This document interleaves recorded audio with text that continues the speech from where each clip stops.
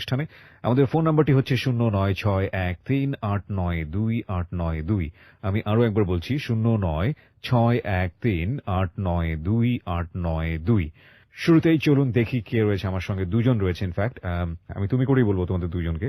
একটু পরিচয়টা দাও প্রথমে তুমি। হ্যাঁ, আমি নাদিয়া। আজকে এসেছি হ্যালো 8920 তে আমার জীবনের এবং আমার বাবাকে ডেডিকেট করে আমাদের জীবনের কাহিনীটা বলতে। এক্স্যাক্টলি, তোমরা দুই বোন এসছো এখানে এবং বাবার জীবন গল্পটা বলতে এসছো এখানে আলটিমেটলি। এবং তুমি হচ্ছে নাদিয়া এবং আমার সামনে আরো একজন আছে তোমার ইয়াং, মানে তোমার ছোট। বলো তোমার পরিচয়টা বলো। হ্যালো, আমার নাম নাফিজা। নাফিজা এবং নাদিয়া এরা দুজন আছে আজকে আমাদের সঙ্গে। এদের মধ্যে একজন হচ্ছে ও লেভেল কমপ্লিট করা এবং আরেকজন তুমি কিসে পড়ছো? 9-এ। ক্লাস 9-এ পড়ছে। সো ওরা আজকে বাবার জীবনের গল্প বলতে এসছে, কিন্তু বাবার জীবনের গল্পটা আসলে বাবার মুখ থেকে শুনলেই বোধহয় ভালো হতো। কেন বাবার মুখ থেকে শুনলাম না বা শোনা হলো না সেটার একটা ব্যাখ্যা থাকবে নিশ্চয়ই আপনারা যারা গল্পটা শুনবেন। আমরা মূলত নাদিয়ার জীবন গল্পের মধ্য দিয়ে তার বাবার গল্পটাকে আবিষ্কার করবো এবং আজকের গল্পটা খুব ইম্পর্টেন্ট, কারণ এই ধরনের গল্প সাধারণত আমরা বড় বড় মনীষীর জীবনে ঘটতে দেখে থাকি। চলুন দেখা যায় কি আসলে নাদিয়া কিংবা নাফিজা এরা বলতে এসছে। সো নাদিয়া, স্টার্ট করো, কোথা থেকে শুরু করবো? একেবারে তোমার ছোটবেলা যেখান থেকে মনে আছে। আমার একদম ছোটবেলা থেকে যতটুকু থেকে আমার মনে পড়ে তখন থেকেই বলছি। এমনিতে তোমাদের জন্ম জেলা কোথায়, মানে কোথায় জন্মেছো? আমাদের ঢাকাতেই ঢাকাতেই ব্রট আপ। ওকে, ফাইন। ওকে, তুমি ও লেভেল কমপ্লিট করে এখন এ লেভেলের জন্য ওয়েট করতেছো, রাইট? এরকম একটা সিচুয়েশন আছে। ওকে, ফাইন। আমি যখন প্রথম ক্লাস প্লে গ্রুপে আমাকে স্কুলে ভর্তি করে, তার আগে আমি ইন্টারাপ্ট করছি, সেটা হচ্ছে যে তোমরা কি রেগুলার হ্যালো 8920 শোনো? হ্যাঁ, হাউ ডু ইউ ফিল? আমি আগে প্রথমে আর কি জেবিএসবি শুনতাম, তারপরে যখন জানতে পারলাম হ্যালো 8920 হয় তো এটা শোনা শুরু করি। ক্রাইম না, মানে জীবনে যে কষ্ট আছে সেগুলো তারা বলতে আসে, তো শুনে শুনে আমার একটু ভালোই লাগে। যে মানে তুমি কি কিছু পাও এই অনুষ্ঠান থেকে? তুমি কি কিছু পাও? হ্যাঁ, কেউ কেউ আছে যারা অনেক কষ্ট করে, তাদের থেকে অনেক কিছু আমি শিখি, যে তারা তো অনেক কষ্টই করছে, আমি তো তাও পাচ্ছি। আগে দেখা যেত আমি মানে অল্প একটু বাবা মার থেকে কষ্ট পেলে আমি অনেক বেশি ডিপ্রেসড থাকতাম। তো আমি এটা থেকে অনেকটাই শিখেছি যে আমার থেকেও তো কষ্টের মানুষ আছে। এক্স্যাক্টলি, আমি সবসময় একটা কথা বলি, অনুষ্ঠানটি সব শ্রেণীর মানুষের জন্য। এখানে একেবারে দিনমজুর যে জীবনে পড়াশোনা করেনি কলম, সেও এসে মন খুলে মনের কথা বলে। গত সপ্তাহে এসেছিল দৃষ্টি প্রতিবন্ধী রাজু, এই সপ্তাহে এসছে ও লেভেল এ লেভেলে পড়াশোনা করা স্টুডেন্টরা এবং ওরাও জীবনের গল্প বলছে। সব শ্রেণীর মানুষকে একটা প্ল্যাটফর্মে কানেক্ট করবার জন্য অনবরত যে চেষ্টাটি আমি করে যাচ্ছি সেটা নিঃসন্দেহে আপনাদের ভালোবাসাতেই। যাই হোক, আমি একটু অফ টপিকে কথা বললাম, সাধারণত আমি বলি না এই বিষয়গুলো নিয়ে কথাবার্তা বা অনুষ্ঠানে। ঠিক আছে, বলো। 3 বছর বয়সে আমাকে আমার বাবা প্লে গ্রুপে একটা ইংলিশ মিডিয়াম স্কুলে ভর্তি করে। তো যেদিন ফার্স্ট দিন, আমি সেদিনের কথাটাই বলছি। সকালবেলা আমি এমনিতে একটু দেরি করে উঠি ঘুম থেকে, তো আম্মু আমাকে এক কথায় জোর করে ঘুম থেকে উঠিয়ে তারপরে রেডি করে বললো যে আচ্ছা তুমি বাবার সাথে স্টাফ বাসে করেই যেও। আমার স্কুলের সামনে দিয়ে বাবার স্টাফ বাস যায়, স্কুলে আমাকে বাবা পৌঁছে দিয়ে আসে। মানে পৌঁছে যখন যায় তখন আমার টিচারের সাথে আমার সামনেই কতগুলো কথা বলে আমার, যেগুলো মনে পড়ে। আমার বাবা খুবই কেয়ার করে আমাদের, এই জন্য মানে আমি আরো হচ্ছে আমার বাবার হচ্ছে আগে একটা বেবি হয়েছিল আমার থেকে 2-3 বছরের বড়, বাট 4 মাসের সময় আর কি বেবিটা মারা যায়। দেখে আমি 3 বছর বড় হয়েছে দেখে আমি অনেকটাই আদরে ছিলাম সবার কাছে, আমার বাবা মা, আমার দাদির কাছে, সবার কাছে অনেক বেশি আদর পেয়েছি। সেদিন টিচারের সাথে অনেক কথা, যে আমার মেয়েকে ভালোভাবে দেখবেন, ওর কোনো কিছু দরকার হলে ওকে জিজ্ঞেস করবেন যে ও ওয়াশরুমে যাবে কিনা অথবা ওর হ্যান্ড ওয়াশ করতে হবে কিনা। আর যদি ওকে ওর মামা না নিতে আসে তাহলে কারোর কাছে ছাড়বেন না, ওকে বারবার বলে দিবেন, দেখাবেন যে ওইটা ওর মামা কিনা, ঠিক করে বলতে বলবেন। তো সেদিন অনেকটাই কথা টথা বলে টিচারকে অনেকটা বিরক্ত করে বাবা রেখে গিয়েছিল।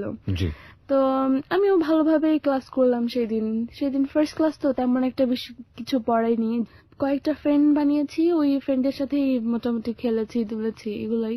তো যখন ছুটি হলো মানে সবাইকে লাইন ধরে বের করে দেয়, তো আমার যখন টাইম এসছে তখন আমার টিচার আমাকে বলছে যে তোমাকে কেউ নিতে এসছে? আমি বলেছি হ্যাঁ, আমার মামা এসেছে। আমার মামা যখন আমাকে আসলো নিতে তখন আমাকে বারবার দেখে বলছিল, ঠিক করে দেখে বলো তো এটা তোমার মামা কিনা, তুমি চিনতে পারো কিনা, নাহলে তো তোমার বাবা আমার মাথা খেয়ে ফেলছিল একবারে। ছুটির আগে আমাকে কতবার ফোন দিয়ে বলছিল যে ছুটি হয়েছে কিনা। সেদিন ভালোই এনজয় করেছিলাম ফ্রেন্ডসদের সাথে। তারপর this is your first memory, right? এবং বাবা কতটা টেক কেয়ার করতো, এবং এরকম মেমোরি মোরাললেস আমাদের প্রত্যেকের জীবনেই আছে। মানে তুমি কিছুটা নস্টালজিক করে দিচ্ছ আমাকে। যাই হোক, বলো। মামার সাথে যখন বাসায় যাচ্ছিলাম, মামা আমাকে জিজ্ঞেস করছিল আজকে ফার্স্ট ডে কেমন ছিল। আমি বললাম ভালোই ছিল, আমি প্রত্যেকদিন স্কুলে যাব, আমার স্কুল খুব ভালো লাগে, আমি এরকম বললাম। তো বাসায় যাওয়ার পর ঠিক আম্মু আমাকে জিজ্ঞেস করলো কি ব্যাপার, কেমন কি করলে ক্লাস। আমার মার কি আমাকে স্কুলে নিয়ে যেতে আসতে পারতো না, কারণ আমার মেজো বোনটা আর কি তখন মাত্র হয়েছে, তো এই জন্য আমার মা আর কি কিছু করতে পারতো না। আর রাতে যখন বাবা আসবে তখন তার আগে আমাকে ফোন দিয়ে বলে যে কি ব্যাপার বাবা, তুমি ক্লাস কেমন করলে আজকে, তোমার জন্য কি নিয়ে আসবো বলো। তো আমার বাবা এরকম ছিল যে আমাকে শুধু একদম মাথায় করে রাখতো, চলো এখানে নিয়ে যাই ওখানে নিয়ে যাই, ভালোই তো এটা করেছো। তুমি বড় ছিল তাই ফ্যামিলি? কয় ভাই বোন তোমরা? আমরা 3 বোন 1 ভাই। 3 বোন 1 ভাই, মানে তুমি বড়, মেজো, তারপরে আরেকজন আছে এবং তারপরে সবার ছোট একটা ছোট ভাই। ওকে, ঠিক আছে। তারপরে বাবা যখন আসে তো মানে বলেছি যে কিছু নিয়ে আসবে না, কিন্তু ঠিক কিছু না কিছু নিয়েই আসে। তো বাবা আমাকে জিজ্ঞেস করলো যে কেমন কি করেছো আজকে ক্লাসে। তো আমি বললাম হ্যাঁ আমার খুব ভালো লেগেছে, আমি প্রত্যেকদিন স্কুলে যাব। তো এইভাবে যখন আমার এই প্লে গ্রুপের থেকে আমি নার্সারিতে প্রমোট করব, রেজাল্টে একদম A+ পেয়েছি দেখেই মানে এমন ভাব করছিল জানো আমি এইচএসসি অথবা এসএসসি তে গোল্ডেন A+ পেয়েছি। সবাইকে আগে ফোন করে করে বলছিল যে আমার মেয়ে এটা পেয়েছো। তো আমার মেজো বোনের যখন 2 বছর বয়স থাকে তখনই আর কি ছোট বোনটা হয়। দেখা যায় সবাইকে ট্যাকল করতে পারে না দেখে আম্মু আমার ছোট খালামণিকে ডাকতে হয়। আমার ছোট খালামণি আমাদের বাসায় থেকে পড়াশোনা করে আর আমাদের টেক কেয়ার করে। আর মামাটা মানে বাবার ব্যবসার সাথে মামা একটু হাত বোলাতো, তো এই জন্য মামা একটু ব্যস্তই থাকতো। তারপরে খালামণি আসার পর থেকে খালামণি আমাকে স্কুলে নিয়ে যেত আসতো। তারপর বাবা ওই সময় বিজনেস করতো না, বাবা যখন চাকরি করতো। কিসের চাকরি করতো? কোন একটা মাল্টিন্যাশনাল কোম্পানিতে? মাল্টিন্যাশনাল কোম্পানিতে। মানে বাবার স্যালারিটা অনেক ভালোই ছিল, আমাদের ফ্যামিলিতে কোনো কিছুই কম ছিল না। আমি আর কি যখন 1-এ পড়ি আর 2-তে পড়ি, মেজো বোনটাকে স্কুলে ভর্তি করে। ওর তখন 3-3.5 বছর হয়, তখন ওকে ভর্তি করে। মানে ভর্তি একই স্কুলে হই, বাট দেখা গেত যে আমাদের শিফটটা আলাদা। নাফিজার শিফটটা আর কি সকালে ছিল, আমার শিফট ছিল আর কি 10টার থেকে, আর ওর ছিল হচ্ছে 7টার থেকে। তো ওকে নিয়ে যেত মামা আর আমাকে খালামণি নিয়ে যেত। তো আমার ছোট বোনটা হওয়ার পর থেকে আসলে আমার বাবার সাথে আমার বন্ডিংটা একটু কমতে থাকে। আম্মু সারাদিন ওদেরকে নিয়ে ব্যস্ত থাকে, আমি আমার মতো পড়াশোনা করি, আমার টিউটর আসে আমাকে পড়াতে, আমিও বিজি থাকি।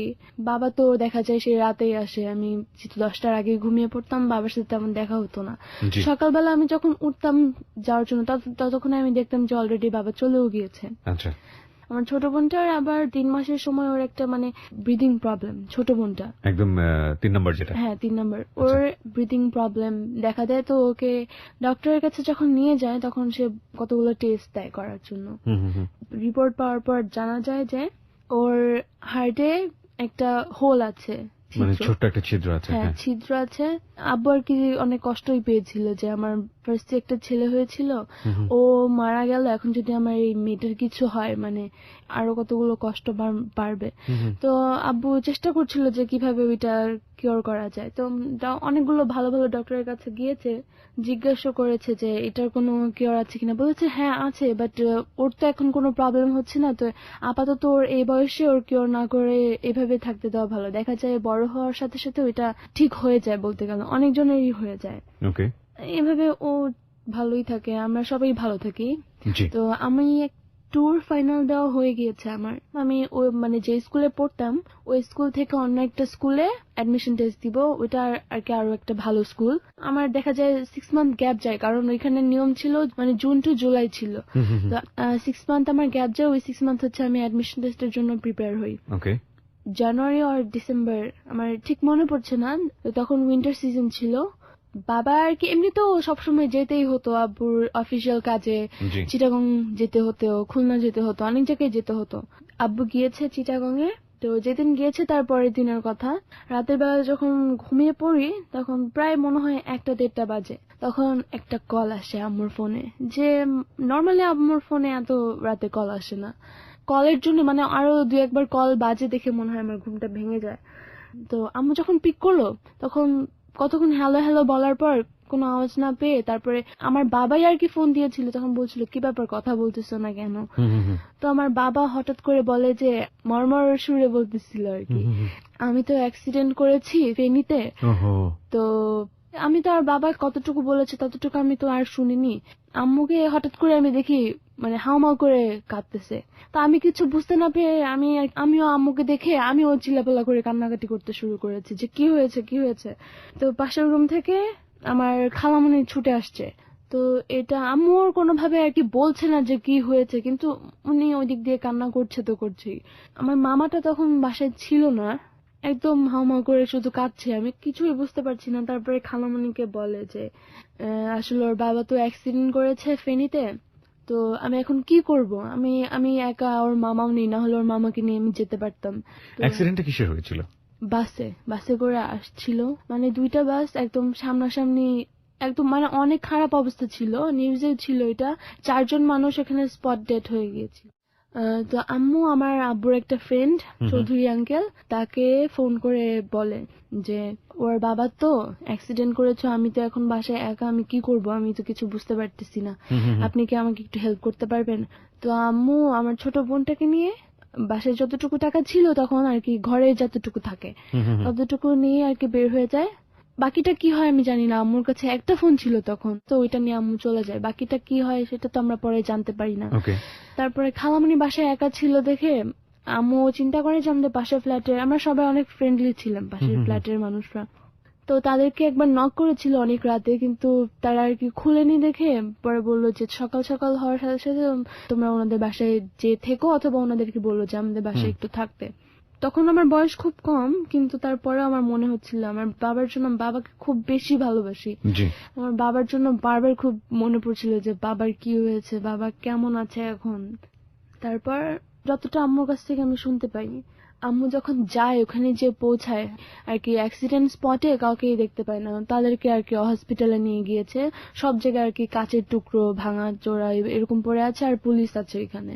তো পুলিশদেরকে জিজ্ঞেস করে আম্মু কোন ক্লিনিকে আছে, তো ওনারা আর কি ডিরেকশন দিয়ে দিল যে এখানে আছে এই হসপিটালে দাঁড়া। আম্মু যখন ওই হসপিটালে রিচ করলো তখন যেটা দেখলো সেটা দেখে নাকি আম্মু আরো বেশি কান্না করেছে। পরে তুমি এটা শুনেছো মার কাছ থেকে? হ্যাঁ, মার কাছ থেকে শুনেছি। আম্মু তো অনেক খোঁজাখুঁজির পর আম্মু দেখতে পায় আর কি যে একটা রুম আব্বুকে ফ্লোরের মধ্যে শুয়ে রেখেছে। আম্মু তো দেখে ভয় পেয়ে গিয়েছে, আবার যে কিছু হয়ে যায় গেল। আব্বু কোনো মতে আর কি চেষ্টা করছিল যে চোখটা যাতে বন্ধ না হয়, মানে আব্বুকে অ্যানেস্থেসিয়া দিয়েছিল দেখে আব্বুর শুধু বারবার ঘুম আসছিল। তো আব্বু কোনো মতে চেষ্টা করছিল যে ঘুমিয়ে না পড়ে। এখানে হসপিটালের মানুষদের তো খবর নেই, না জানে আমাকে বলে যে আমি মারা গিয়েছি। আম্মু যে দেখে যে আর কি আব্বুকে ফ্লোরে শুয়ে রেখেছে, আর চারপাশে আরো 3টা লাশ আছে। 3টা লাশের মধ্যে আব্বু একা। তো আম্মু তো প্রথমে ধরে নিয়েছিল আব্বু বোধহয় মারা গেছে। হ্যাঁ, তারপরে যখন ডক্টরটা এসে বলে যে ওনাকে তাড়াতাড়ি ঢাকাতে নিয়ে যান, ভালো হসপিটালে ভর্তি করেন, তো আম্মু তখন আর কি একটু ভালো লাগলো। একদম খারাপ অবস্থা, তখনও আব্বু জানে না যে আব্বুর পাটা ভেঙে গিয়েছে, বোঝা যাচ্ছিল না। তো আব্বুকে যতক্ষণে মানে ওখানে আর কি ওয়েট করতে হয়েছিল, যেতে যেতে অনেক ভোরের মতো হয়ে গিয়েছিল। অফিসের স্টাফরা জানার পর অফিসের এমডি স্টাফ বাস সহ অ্যাম্বুলেন্স সহ কতজন মানুষকে পাঠিয়ে দিয়েছিল। তো আম্মু ওই অ্যাম্বুলেন্সে করে বাবাকে ঢাকার শ্যামলীতেই ট্রমা সেন্টারে নিয়ে আসে, ট্রমা সেন্টারে আব্বুকে ভর্তি করে। আমার বাবার অ্যাক্সিডেন্টের কথা শুনে মানে সেদিনই আর কি দাদি চলে আসছে, আমার ফুপি চলে আসছে, যেটা হয় আর কি ফ্যামিলি গ্যাদারিং। হ্যাঁ, ফুপি চলে আসছে। আমার বড় ফুপি আরো বেশি ইমোশনাল টাইপের মানুষ, মানে যদি জানেও যে এক জ্বর হয়েছে আব্বুর, তাতে উনি হাউমাউ করে কান্না টানা করে। বুঝতে পারছে যে খারাপ অবস্থা অনেক, সে আরো উড়াধুরা কান্না শুরু করে দিয়েছিল। মানে বাসার একদম সিচুয়েশনটা একদম অগোছালো হয়ে গিয়েছিল। তো সেদিন আমার যাওয়া হয়নি, ভালো হসপিটালে তো তেমন মানুষদেরকে বেশি যেতে দেওয়া হয় না। তো পরের দিন আমি যাই, আমার খালামণির সাথে আর কি দুপুরের লাঞ্চটা খালামণি রান্না করে বলে যে আচ্ছা তুমি আমার সাথে চলো। মামাও ছিল আমার সাথে, হসপিটালে নিয়ে গিয়েছিল। আমরা যখন যাই, বাবাকে প্রথমে আমি মানে খুব একটু কষ্ট হয় খুঁজে বের করতে, যে দেখি বাবা শুয়ে আছে একদম, মানে অনেক স্যালাইন ট্যালাইন দিয়ে রেখেছে, যে বাবাকে দেখে আর কি আমার খুব কষ্টই লাগলো যে জি তো বাবা আমাদেরকে এত ভালোবাসতো যে আমাকে যখন আর কি দেখতে পেরেছে, বুঝতে পেরেছে যে আমার মেয়ে আসছে, তখন আর কি আমাকে বলে যে আমার বাবা এসছো, তুমি দেখেছো বাবার কি হয়েছে, থাক কিছু না, সমস্যা নেই, তোমরা আছো তো আমি আছি, এরকম বলছিল বাবা। আমি বারবার কাছে যাচ্ছিলাম দেখে আমার মা বলেছে বারবার কাছে যেও না, তোমার বাবার ব্যথা লাগতে পারে। দেখলাম যে বাবার মুখে অনেকটা কাটা ছেঁড়ার দাগ। তো আম্মু পরে বলেছিল যে ওখানে সব কাজ ঢুকে গিয়েছিল। তারপরেও আমি আরো জানতে পেরেছি যে পুরো বডিতেই কাজ অনেক আছে। এমনিতে বাবা আমাকে তেমন কার্টুন দেখতে দিত না, ওখানে যাওয়ার পর বাবা আমাকে বললো যে হ্যাঁ তুমি কার্টুন দেখো। তখন একটা ডক্টর আসে বাবাকে চেক আপ করতে, আমাকে আমার খালামণিকে বলে যে তোমরা কতক্ষণ বাইরে ওয়েট করো, আমি ড্রেসিং করে দিয়ে তারপরে তোমরা আবার ভিতরে এসো। চলে যায়, তারপর আমরা আবার ভিতরে যাই। থাকতে থাকতে ওখানে সন্ধ্যা হয়ে গিয়েছে। তো আমি যখন বাসায় চলে আসবো তখন আব্বু আমাকে ডেকে বলে যে থাকো আমার সাথে, থাক, আমার সাথেই ঘুমাবে, কি সমস্যা হবে। তো তখন আম্মু আর কি বলে যে হ্যাঁ যদি তোমার উপর পা উঠে যায়, এরকম আর কি বলে। তো বাসায় চলে আসি, আমার ফুপিরাও কতদিন ছিল, এভাবে আমিও যেতাম, আমি যে লাঞ্চ নিয়ে খালামুনির সাথে যেতাম প্রায় প্রত্যেক দিনই। তো যখন 15th ডে হসপিটালে, তখন ওনারা বলে যে আর কি অপারেশনটা করবে, বাবার পায়ের অপারেশনটা করবে, যেদিন বলে তার পরের দিনে অপারেশনটা হয়ে যায়। কিন্তু অপারেশনের পরে বাবার আর কি, বাবার আমার বোনদের একটা রেয়ার গ্রুপ, ব্লাড গ্রুপ ও নেগেটিভ, 2 ব্যাগ ব্লাডের দরকার ছিল। তো আমার বড় ফুপির হচ্ছে ও নেগেটিভ ছিল। তো বড় ফুপি একদম শুকনা টাইপের মানুষ, সে আর কি বলে যে হ্যাঁ আমার গাড়ি থেকে সব রক্ত নিয়ে নেন, আমার ভাইকে বাঁচান। তো যদিও ডক্টর মানা করে যে না আপনি অনেক শুকনো মানুষ, আপনার গাড়ি থেকে নেওয়া যাবে না রক্ত, থাক উনি এভাবেই থাক, ওনাকে কিছু মেডিসিন দিয়ে দিব, ওনাকে কিছু ফুড চার্ট দিয়ে দিব, উনি ওগুলো ফলো করলেই ওনার গায়ে রক্ত আবার হতে থাকবে, সমস্যা নেই। তখন আর কি রিলিজ দিয়ে দেয়। অপারেশনের কয়েকদিন পরেই বাবার আর কি প্লাস্টার করা থাকে, কাস্টিং যেটা সেটা করা থাকে, বাবাকে রিলিজ দিয়ে দেয়। তো বাবা বাসায় চলে আসে। বাসায় আসার পরও আমার ফুপিরা, আমার দাদিরা মানে 1 মাসের মতো ছিল আমার বাবার সাথে, যে আমার মার তো কষ্ট হবে। ভালোই চলে যায়। 1-1.5 মাস পরে বাবার কাস্টিং ওইটা কেটে ফেলে দেওয়া হয়, এমনিতে শুধু ব্যান্ডেজটা থাকে। তারপরে আব্বু আর কি ক্লাচ নিয়ে হাঁটতে হতো। তার মানে ঠিক হওয়ার কয়েক মাস পরেই অফিসে আবার কন্টিনিউ করে অফিসে ওই ক্লাচ নিয়ে যেত আসতো। তো এমন করে ভালোই যাচ্ছিল আমাদের দিন, আবার আমরা ওইভাবেই চলছি, ভালোভাবেই চলছি। বাট আব্বুর কষ্ট হতো, আব্বু কখনো বুঝতে দিত না।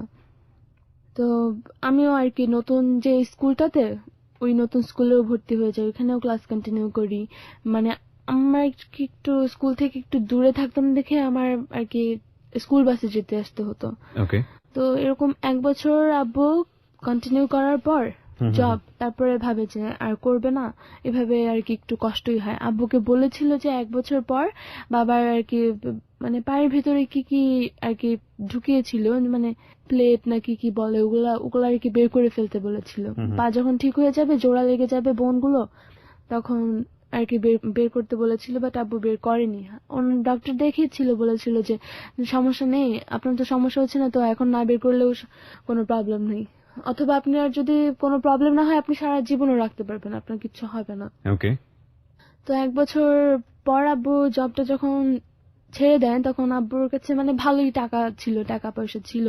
ছেড়ে দেওয়ার পরও ওখান থেকে আরো টাকা দিয়েছিল, যে ছেড়ে যখন দিচ্ছে তখন আর কি এমন কিছু করতো না, এমনি গার্মেন্টস এর যে মেশিনগুলো নর্মালি ওনারা চায়না থেকে অথবা অন্য কোনো জায়গা থেকে ইম্পোর্ট করতো। বাট আব্বু আর কি বলেছিল, অফার দিয়েছিল, আব্বুর তখন আর কি অনেক গার্মেন্টস এর সাথে ভালো আর কি পরিচয় ছিল।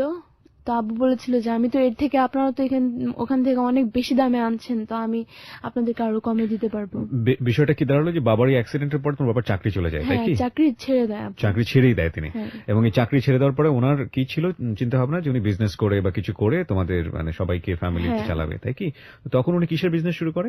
মানে তখন আর কি এমনি গার্মেন্টস এর মেশিন ওগুলোর বিজনেস শুরু করে। অর্ডার আসতো গার্মেন্টস এর মেশিন যেগুলো চায়না থেকে ইম্পোর্ট হতো, সেগুলো আব্বু নিজেই আর কি মানুষদেরকে দিয়ে বানিয়ে দিতে পারতো আরো কমের মধ্যে। আব্বুরও বেনিফিট হতো, ওনাদেরও বেনিফিট হতো। তো এভাবে আব্বুর ভালোই যায়। আমি যখন প্রায় ক্লাস 5-এ পড়ি, তখন ততদিন পর্যন্ত আমরা ভালোই থাকি, আমিও ক্লাস কন্টিনিউ করি, ও তখন স্কুলে ভর্তি হয়, আমার ছোট বোনটাও স্কুলে ভর্তি হয়, তো ভালোভাবে আমাদের দিনগুলো যাচ্ছে। ওকে, আমরা এখানে একটা বিরতি নেব প্রিয় শ্রোতা, ছোট্ট একটা বিরতি। গল্পটা খুব শান্ত ধীর লয়ে এগোচ্ছে এবং গল্পের গতিটা আসলে এরকমই থাকবে, কিন্তু গল্পের টুইস্ট আসলে অন্য জায়গাতে। বাবার গল্প মেয়েরা বলতে এসছে এখানে একটা ফ্যাক্ট। আরেকটা বিষয় হচ্ছে, যারা সাধারণত হ্যালো 8920 শোনেন, বেসিক্যালি যারা বিজনেসম্যান আছেন, যারা ইনভেস্টর আছেন, তাদের জন্য আজকের এই হ্যালো 8920 হয়তো অনেক বড় একটা কাজ দেবে। সো আপনাদের জানা মতে আমি যখন বিরতিতে যাচ্ছি তার আগে বলবো যে, যদি কারো বাবা বিজনেসম্যান হয়ে থাকে, যদি কারো বাবা ইনভেস্টর হয়ে থাকে, বড় মাপের ইনভেস্টর হোক বা যেভাবে ইনভেস্টর হোক না কেন, তাদেরকে বলেন যে প্লিজ আজকের এই হ্যালো 8920টা যেন একটু মনোযোগ দিয়ে শোনে। ওকে, আমরা 4 মিনিটের বিরতি নেবার পর আবারও ফিরে আসছি ক্লোজ আপ প্রেজেন্স হ্যালো 8920তে। Close Up presents Hello 8920। Close Up, the closer the better. Close Up presents Hello 8920। Close Up, the closer the better. আমন্ত্রণ জানাচ্ছি আরো একবার ক্লোজ আপ প্রেজেন্স হ্যালো 8920তে। আমি আরজি কিবরিয়া রয়েছে আপনার সঙ্গে এবং আপনারা শুনছেন এবিসি রেডিও FM 89.2। জীবনের গল্প বলার জন্য এখানে রয়েছে দুই বোন, নাদিয়া এবং নফিজা। তাদের বাবার জীবন গল্প এবং একই সাথে নাদিয়ার জীবন গল্পের মধ্য দিয়ে আসলে তার বাবার জীবন গল্পটা উঠে আসছে। আমরা কথা না বাড়িয়ে নাদিয়ার কাছে আবারও ফিরছি। সো যেখানটা ছিলাম আমরা, যে বিজনেসের কোনো কিছু একটা বলছিলে, তোমার বাবা গার্মেন্টস সেক্টরের কোনো কিছু করার চেষ্টা করছে। হ্যাঁ, আমার বাবা গার্মেন্টস এর বিজনেস গুলো শুরু করে। মেইনলি আমার বাবা আর কি মেশিন গুলো যেগুলো দরকার পড়ে গার্মেন্টস এ। তখন তোমার বয়স কত বা কোন ক্লাসে তখন- পড়ছো ওই সময়টা? আমি তখন আর কি 3 থেকে 5 পর্যন্ত আর কি, তখন 10-11 বছর জি। বয়স। আমার বাবার বিজনেসটা থেকেও অনেক ভালোই চলছিল, আমাদের মানে প্রফিটটা আরো বেশি হচ্ছিল। ওকে, তো আমি যখন 6 এ উঠি, নভেম্বরের দিকে আমার ছোট ভাইটা আর কি হয়। নভেম্বরের দিকে? হ্যাঁ, নভেম্বরের দিকে আমার ছোট তুমি ভাইটা 5 হয়। থেকে 6 এ উঠছো এই সময়টাতে? হ্যাঁ, এই Okay. সময়টাতে। ওকে, তো সবাই অনেক খুশি যে 3টা মেয়ের পর একটা ছেলে হয়েছে। আব্বু তো সবাইকে মিষ্টি টিষ্টি খাইয়ে অস্থির। এই যখন দেখলো যে বাবার ব্যাংক ব্যালেন্সটা অনেক বেশি আছে, এখন কি বড় করে একটা ব্যবসা শুরু করা যায়। আব্বু চাচ্ছিল কোনো একটা কিছু করবে, তেমন কোনো আইডিয়া ছিল না, বাট আব্বুর একটা ফ্রেন্ড আছে, সে আর কি বাবাকে বললো যে হ্যাঁ, আপনি তো বিজনেস করতে যখন জানি, এই যে এই বিজনেসটা করলে কেমন হয়, মানে ইটের ভাটা, মানে বাংলাদেশে যেমনটা আর কি হয়, এমনিতে হাত দিয়ে কাটা হয় ইটগুলো, এরকম না করে আর কি একটু উন্নত মানের। তো আব্বু আর কি শুরু করে। আব্বুর কাছে তখন নেট ব্যালেন্স ছিল প্রায় 50 or 70 লাখ ছিল। তো যে বাবাকে সাজেস্ট করেছিল বাবার বন্ধুটা, সেও আর কি কতটুকু দেয়। তারপরে আরো বাবার কতগুলো ফ্রেন্ড আছে। ওকে, সো বাবার কাছে ছিল 50 থেকে 70 লাখ টাকার মতো, সেখানে সে আরো কিছু মানে ধার করলো সবার কাছ থেকে, হ্যাঁ, সবার কাছ বিকজ অফ থেকে। ইটের ভাটের বিজনেস। সো বাবা কি তখন গার্মেন্টস এর বিজনেসটা বন্ধ করে দিল নাকি ওটা পাশাপাশি? না, মানে বন্ধ প্রথম করেনি, পরে আর কি। ওকে, যখন- সিচুয়েশনালি হয়তো। হ্যাঁ, ওকে, তাহলে ওই করেছিল। সময়টাতে গার্মেন্টস এর বিজনেসটাও ছিল, পাশাপাশি ইটের ভাটার একটা বিজনেস করার চেষ্টা হ্যাঁ, করছিল। তখন আর কি মাত্র শুরু করছে। কোথায় এটা? এটা আর কি আমাদের গ্রামের বাড়িতে, ফরিদপুরেই ফরিদপুরেই করে। চেষ্টা করছিল। ওকে, ফাইন। মানুষ আরো বেশি আব্বুকে এনকারেজ করে যে হ্যাঁ, আমাদের তো গ্রামের নামটা বাড়বে। তো আব্বুও চিন্তা করে হ্যাঁ, ভালোই তো হবে, তো আমি করি। তো সবার কাছ থেকে মোটামুটি হেল্প পায় Okay. আরো। তো আব্বু এটা থেকে স্টার্ট করে করাটা। ওকে, তো যতদিন আর কি হচ্ছিল, সবকিছু রেডি করতে তো অনেক ভালোই টাইম লাগে। জি, আব্বু সব উন্নত মানের মেশিন টেশিন বানাচ্ছিল, যেগুলো আর কি অটোমেটিক ওয়েতে ইট বানানো হবে। সবকিছু আব্বুর মাথায় সবসময় অটোমেটিক জিনিসগুলোই থাকতো বেশিরভাগ। তো আব্বু ওই মেশিন গুলো বানায়। আমি তখন 6 এ উঠে গিয়েছি অলরেডি। ওকে, মানে প্রথম যে ইটগুলো বানিয়ে যে পোড়াতে দেওয়া হয়, ওকে, তো ফার্স্ট ইটগুলো খুব ভালোই আসে, মানে পুড়ে চলে আসার পরই ওগুলো একদম হাতে হাতে বিক্রি হয়ে যায় এরকম বাহ, আর কি। যে মানুষের কাছ থেকে টাকা নিয়েছিল সেগুলো অনেক মোটামুটি শোধ হয়ে যায়। হ্যাঁ, Beautiful, okay. মোটামুটি শোধ হয়ে যায়। ওকে, তারপরেও থেকে যায় কত কিছু। তো আব্বু ভাবে যে সেকেন্ডটা দেওয়ার পর ওইটা চলে আসবে, ওইটা থেকে যখন প্রফিট হবে তখন ওইটা থেকে বাকিটা টাকা দিয়ে দিবে। তো সেকেন্ডটা যখন আসে তখন আর কি একটু প্রবলেম হয়। অনেক তো ইট পোড়ায় একসাথে, তো মাঝখানে যে ইটগুলো সেগুলো আর কি ভালো বের হয়ে আসে না, জি। কাঁচা থেকে যায়, বাট বাইরের গুলো ঠিকই থাকে। ওকে, তো বাইরের গুলো বিক্রি করে ফেলে, বাট তেমন একটা প্রফিট আসে না। তো নেক্সট যে থার্ড ব্যাচ যেটা পোড়াবে, সব ইট গুলো বানানো হয়ে গিয়েছে, মানে চুলায় দিবে এখন, মানে পোড়াবে যে, জি, ওটার জন্য অনেক ফসিল সেগুলো লাগে। ওকে, তো আব্বুর কাছে মানে 2 লাখ টাকা আর কি কম ছিল ফসিল কেনার জন্য। জি, আব্বু আর কি একজনকে বলে যে আপনি একটু 2 লাখ টাকা ধার দেন, আমার ইটগুলো পুড়ে বের হয়ে আসলে আপনাকে এই টাকাগুলো শোধ করে দিব। ওকে, তো সে আর কি প্রথমে বলে যে হ্যাঁ দিব, আচ্ছা দিচ্ছি। তো এরকম বলে কয়েকদিন ঘুরিয়ে বাবাকে বলে যে আমার কাছে তো নেই, আমি দিতে পারবো না। তো এই কথাটা আগে বলে দিলেই হতো, মানে অন্য জায়গা থেকে হয়তো ম্যানেজ করতে পারতো। আবার আকাশে মেঘও ছিল, ওকে, আব্বুর আর কি মনে একটু ভয় ছিল। তো আব্বু আরো কয়েকজনের সাথে কথা বলে যে 2 লাখ টাকা দিন, শুধু 2 লাখ টাকা, আর তাতেই আমার হয়ে যাবে। তো এরকম খুঁজলো, কিন্তু পরে আর কাউকে পেলো না 2 লাখ টাকা জন্য। 2 লাখ টাকার জন্য ওই থার্ড ব্যাচ পুরোটাই নষ্ট হয়ে যায়। ও আর কি ফসিল যেটা লাগে পুরানোর জন্য, সেটাই আর কি কালেক্ট করতে পারেনি। তো দ্যাটস ওয়াই ওটা পুরোটা নষ্ট হয়ে যায়। পুরোটা নষ্ট হয় না আর কি, মেঘ ছিল আকাশে, তো বৃষ্টির কারণে কত টাকা লস হয়ে যায় ওই সময়টাতে? ওখানে ইট বিক্রি হলে অন্তত 70-80 লাখ টাকা আসতো, অনেক ইট ছিল। সো এটা একটা বড় ধরনের লস, অনেক বড় লস। ওকে, তারপরে এটা আর কি লস হওয়ার পর থেকে আর কি বাবার কাছে তেমন টাকাও ছিল না যে বাবা ওইটা কিনে অথবা আবার লোকদেরকে দিয়ে ইট বানিয়ে আবার অন্য একটা ব্যাচে পোড়াবে। তো আব্বু অনেকটাই চিন্তার মধ্যে পড়ে গিয়েছিলেন যে এখন তো আমাকে কেউ হেল্পও করতে চাচ্ছে না, যে আমার থার্ড ব্যাচটা পুরো নষ্ট হয়ে গিয়েছে, আবার ওনাকে টাকা দিয়ে যদি কোনো প্রবলেম হয়। অনেকজনের বিশ্বাস আব্বুর থেকে উঠে গিয়েছিল। তখন আর কি বাবার টাকা না হয় বাদই দিলাম, যাদের কাছ থেকে টাকা এনেছিল তাদের তো এখনো অনেকটা দেওয়া বাকি, প্রায় 20 লাখ মতো দেওয়া বাকি ছিল। তো মানে দেখা গেল 6 মাস আব্বু দেখলো যে পারে কিনা। আমরা আর কি ঢাকাতেই থাকতাম, আব্বু এসে যতটুকু আম্মুকে বলেছে, আম্মুর কাছ থেকে যতটুকু আমি শুনেছি, তা 6 মাস পর দেখে আব্বু চলে এসছে। তা আমি বললাম যে এতদিন পর আসলা কেন, এর মাঝখানে আসো নাই কেন? 6 মান্থ পর বাবাকে দেখছি। তা আব্বু বলে যে হ্যাঁ আসছি, আর যাবো না, এখানে সমস্যা নেই, তোমাদেরকে ছেড়ে আর যাবো না। আচ্ছা, আব্বু এটা বলছে, আমি বুঝতে পারছি না যে কেন। তারপরে পরে শুনতে পারি যে আর কি না, ওইটা আর কি পুরোটাই নষ্ট হয়েছে, সবকিছুই ওখানে পড়ে রয়েছে। আর যা যা ছিল, সিমেন্ট ছিল, এটা ছিল, ওইটা ছিল, পরে জানতে পারি যে ওইটাও গ্রামের মানুষ যেখান থেকে পারছে সেখান থেকে ওনারা নিয়ে যাচ্ছে। এরকম বাসায় এসে আব্বু অনেকটাই ডিপ্রেসড হয়ে গিয়েছিল যে আমার এত বড় একটা লস হলো, আমার কাছে তো এখন আর কোনো সেভিংসও নেই যে আমি অন্য একটা বিজনেস করবো। আমাদেরকে তেমন বুঝতে দিত না যে কি হয়েছে কি না হয়েছে, আমরাও ট্রাই করতাম যে বাবার সামনে হ্যাপি থাকবো। পরে যখন ঢাকায় এসেছিল তখন বাবা একজনের কাছ থেকে 40,000 টাকা ধার করে নিয়ে এসেছিল ওই সময়টাতে। হ্যাঁ, লস করে যখন চলে এসেছে, 40,000 টাকা যখন আস্তে আস্তে ফিনিশ হতে থাকে, তখন আব্বুর মনে আর কি চিন্তাটা বাড়ে যে এখন আমি কোত্থেকে টাকাটা পাবো। যারা সংসার করেন তারাই আসলে বুঝবেন, কোন সন্তানের পক্ষে এটা বোঝা সম্ভব না। ইভেন আমিও কিছুদিন আগে বুঝতাম না, টু বি অনেস্ট।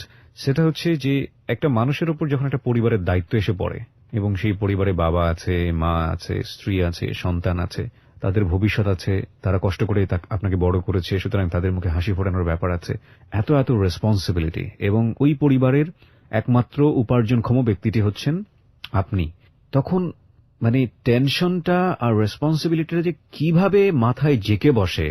এবং সেটার চাইতেও বড় কথা হচ্ছে যে যখন এই ধরনের একটা বড় ঝামেলা চলে আসে ফ্যামিলিতে, ভালো কিছু করতে গিয়েছেন, আর্ন করতে গিয়েছেন, সেখানে একটা বড় ধস কিংবা একটা বিশাল লস, সেটা যে আসলে কত বড় ভয়াবহ রকমের একটা বিপর্যয় ওই মানুষটার জন্য, এইখানে মন শক্ত করে ঘুরে দাঁড়ানো ইটস রিয়েলি রিয়েলি টাফ। এবং কেবলমাত্র মনের দিক থেকে শক্তিশালী মানুষরাই টিকে থেকে সামনের দিকে এগিয়ে যেতে পারে। যাই হোক, আমরা গল্পের সামনের দিকে এগোতে চাই, কোনো কিছু আগে থেকে প্রেডিক্ট করবো না, কজ সবসময় এটা বলি যে হ্যালো 8920 আসলে আগে থেকে অনুমান করা যায় না গল্পটা কোথায় গিয়ে দাঁড়ায়। বলো। তারপরে বাবা যখন আর কি 40,000 টাকাটা যখন আস্তে আস্তে ফিনিশ হতে থাকে, তখন আর কি বাবার মাথায় চিন্তাটা জাগে যে এখন আমি কি করব। যতদিন আর কি ইটগুলো পুড়িয়েছে ততদিনের জন্য আর কি গার্মেন্টস এর থেকেও আব্বু আর কি সরে গিয়েছিল দেখে এখন আর তাদের সামনে যেতেও পারছে না, আর অর্ডার আনতেও পারছে না। তারাও তাদের মতো বাইরে থেকে ইম্পোর্ট করা স্টার্ট করে দিয়েছিল বাবা চলে যাওয়ার পর থেকে। তো আব্বু মানে মাঝে মাঝে আমি আর কি লুকিয়ে লুকিয়ে দেখতাম যে আব্বু আম্মু ফিসফিস করে কি যেন বলে, এটা ঠিক না, তবুও আমি আর কি দেখার ট্রাই করতাম। আব্বুর মুখটা একদম ভার, আম্মুর মুখটাও ভার। আমি আর কি স্কুলে যেতাম, এমনিতে মাঝে আমাকে টিফিন বানিয়ে দিত, অথবা আম্মু যদি না বানাতে পারতো আমাকে টাকা দিয়ে দিত, আমি ক্যান্টিন থেকে কিনে নিতাম। একদিন আম্মু বানাতে পারেনি, তো আমি আম্মুকে বলি যে আজকে টিফিন বানাওনি?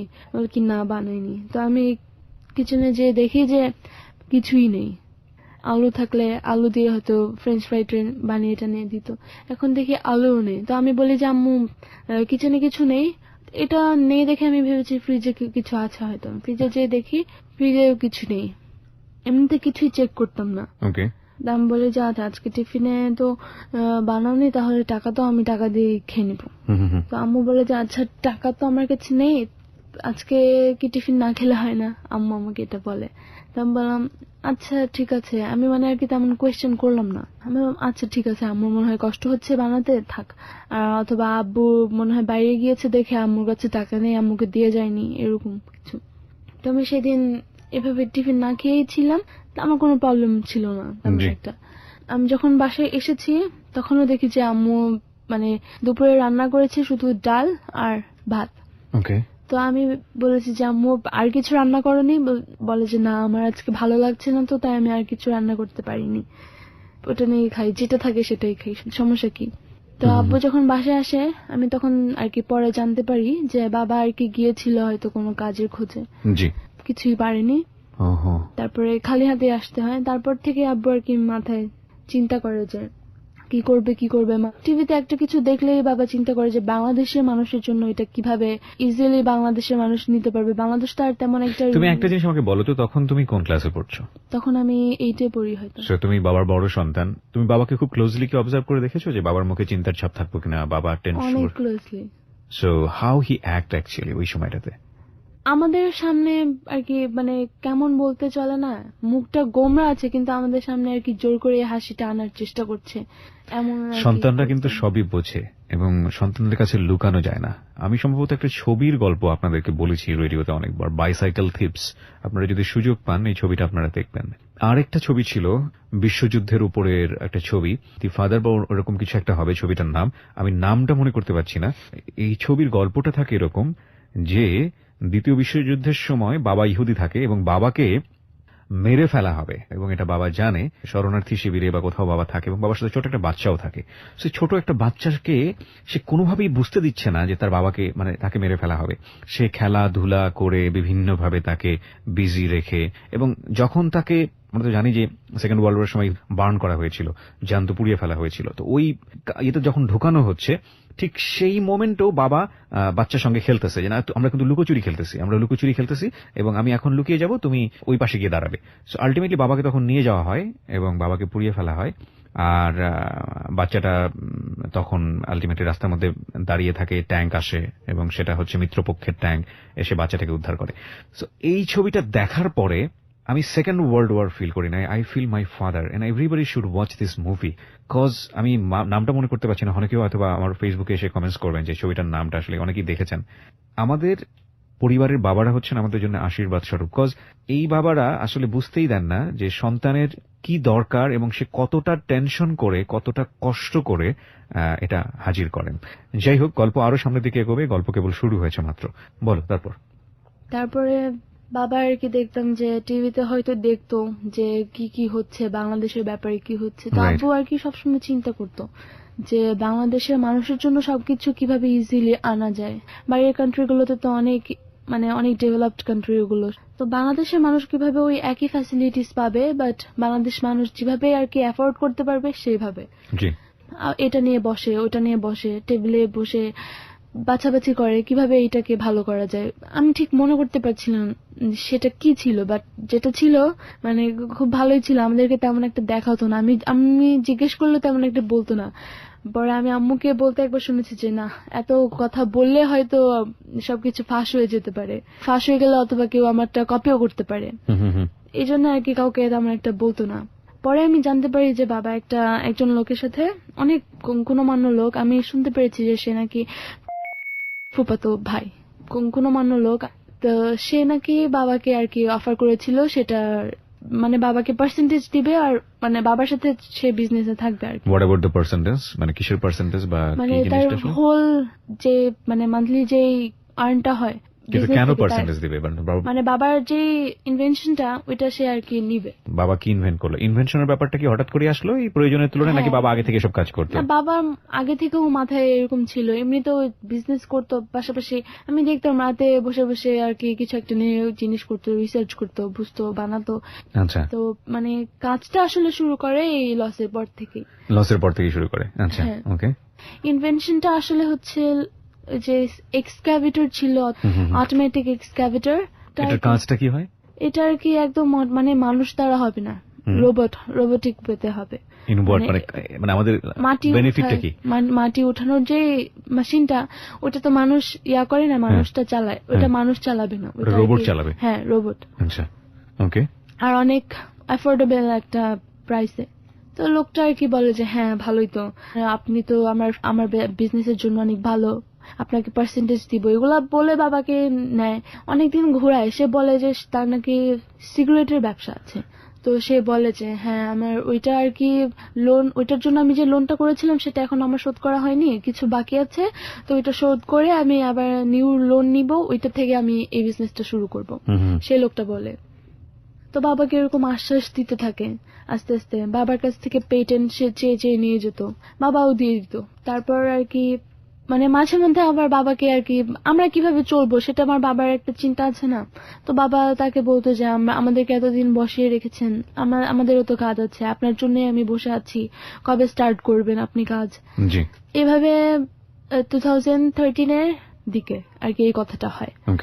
মানে কন্ট্রাক্টে সাইন করেনি, করবে এমন অবস্থা।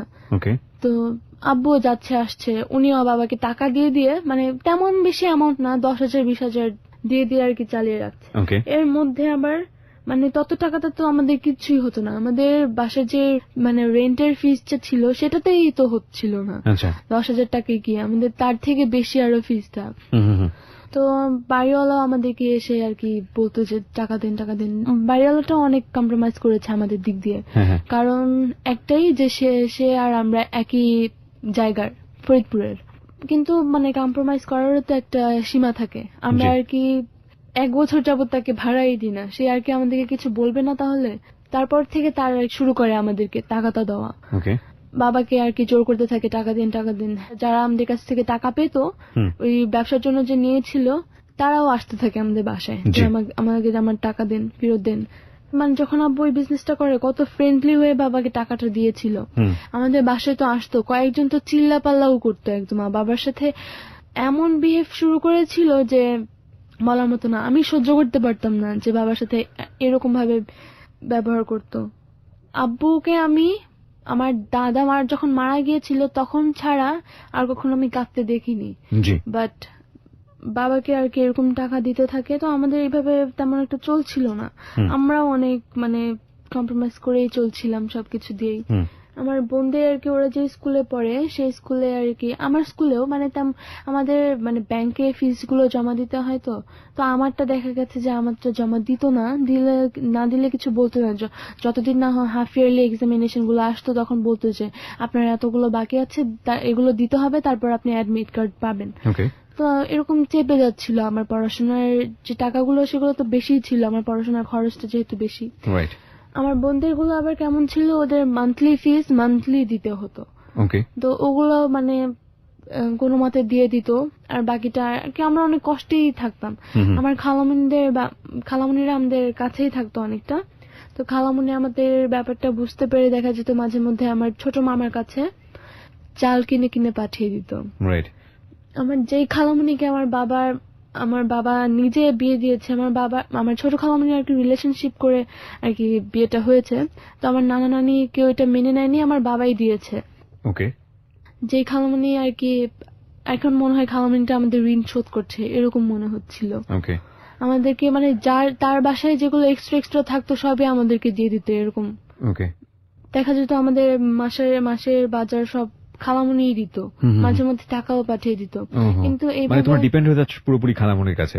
হ্যাঁ, এরকম। আর বাবা এই সময় বাসায় বসে বসে ইনভেন্ট করছে, বাট এইভাবে মানে অনেক ডিপ্রেস ছিল কি, মানে যাকে আমি মানে সে তো পড়াশোনা করতো যখন আমাদের বাসায় এসেছিল প্রথম আমার খালামুনি, তখন থেকে এতদূর পর্যন্ত আমি পেলেছি, বলতে গেলে তো পেলেইছি। তখন খালামুনি 9-এ পড়তো যখন খালামুনি এসেছিল, তো ওকে বড় করলাম, আমরা বিয়ে দিলাম, আমরা এখন ওর কাছ থেকে আমাদের এগুলো নিতে হচ্ছে। মানে বাবার একটু কষ্ট আর কি মনে, যে ওর কাছ থেকে আমার এগুলো নিতে হচ্ছে, যেখানে কিনা আমারই ওকে দেওয়ার মানে আমার দিতে ইচ্ছা করে সেখানে ওর কাছ থেকে আমার নিতে হচ্ছে, এটার একটা কষ্ট।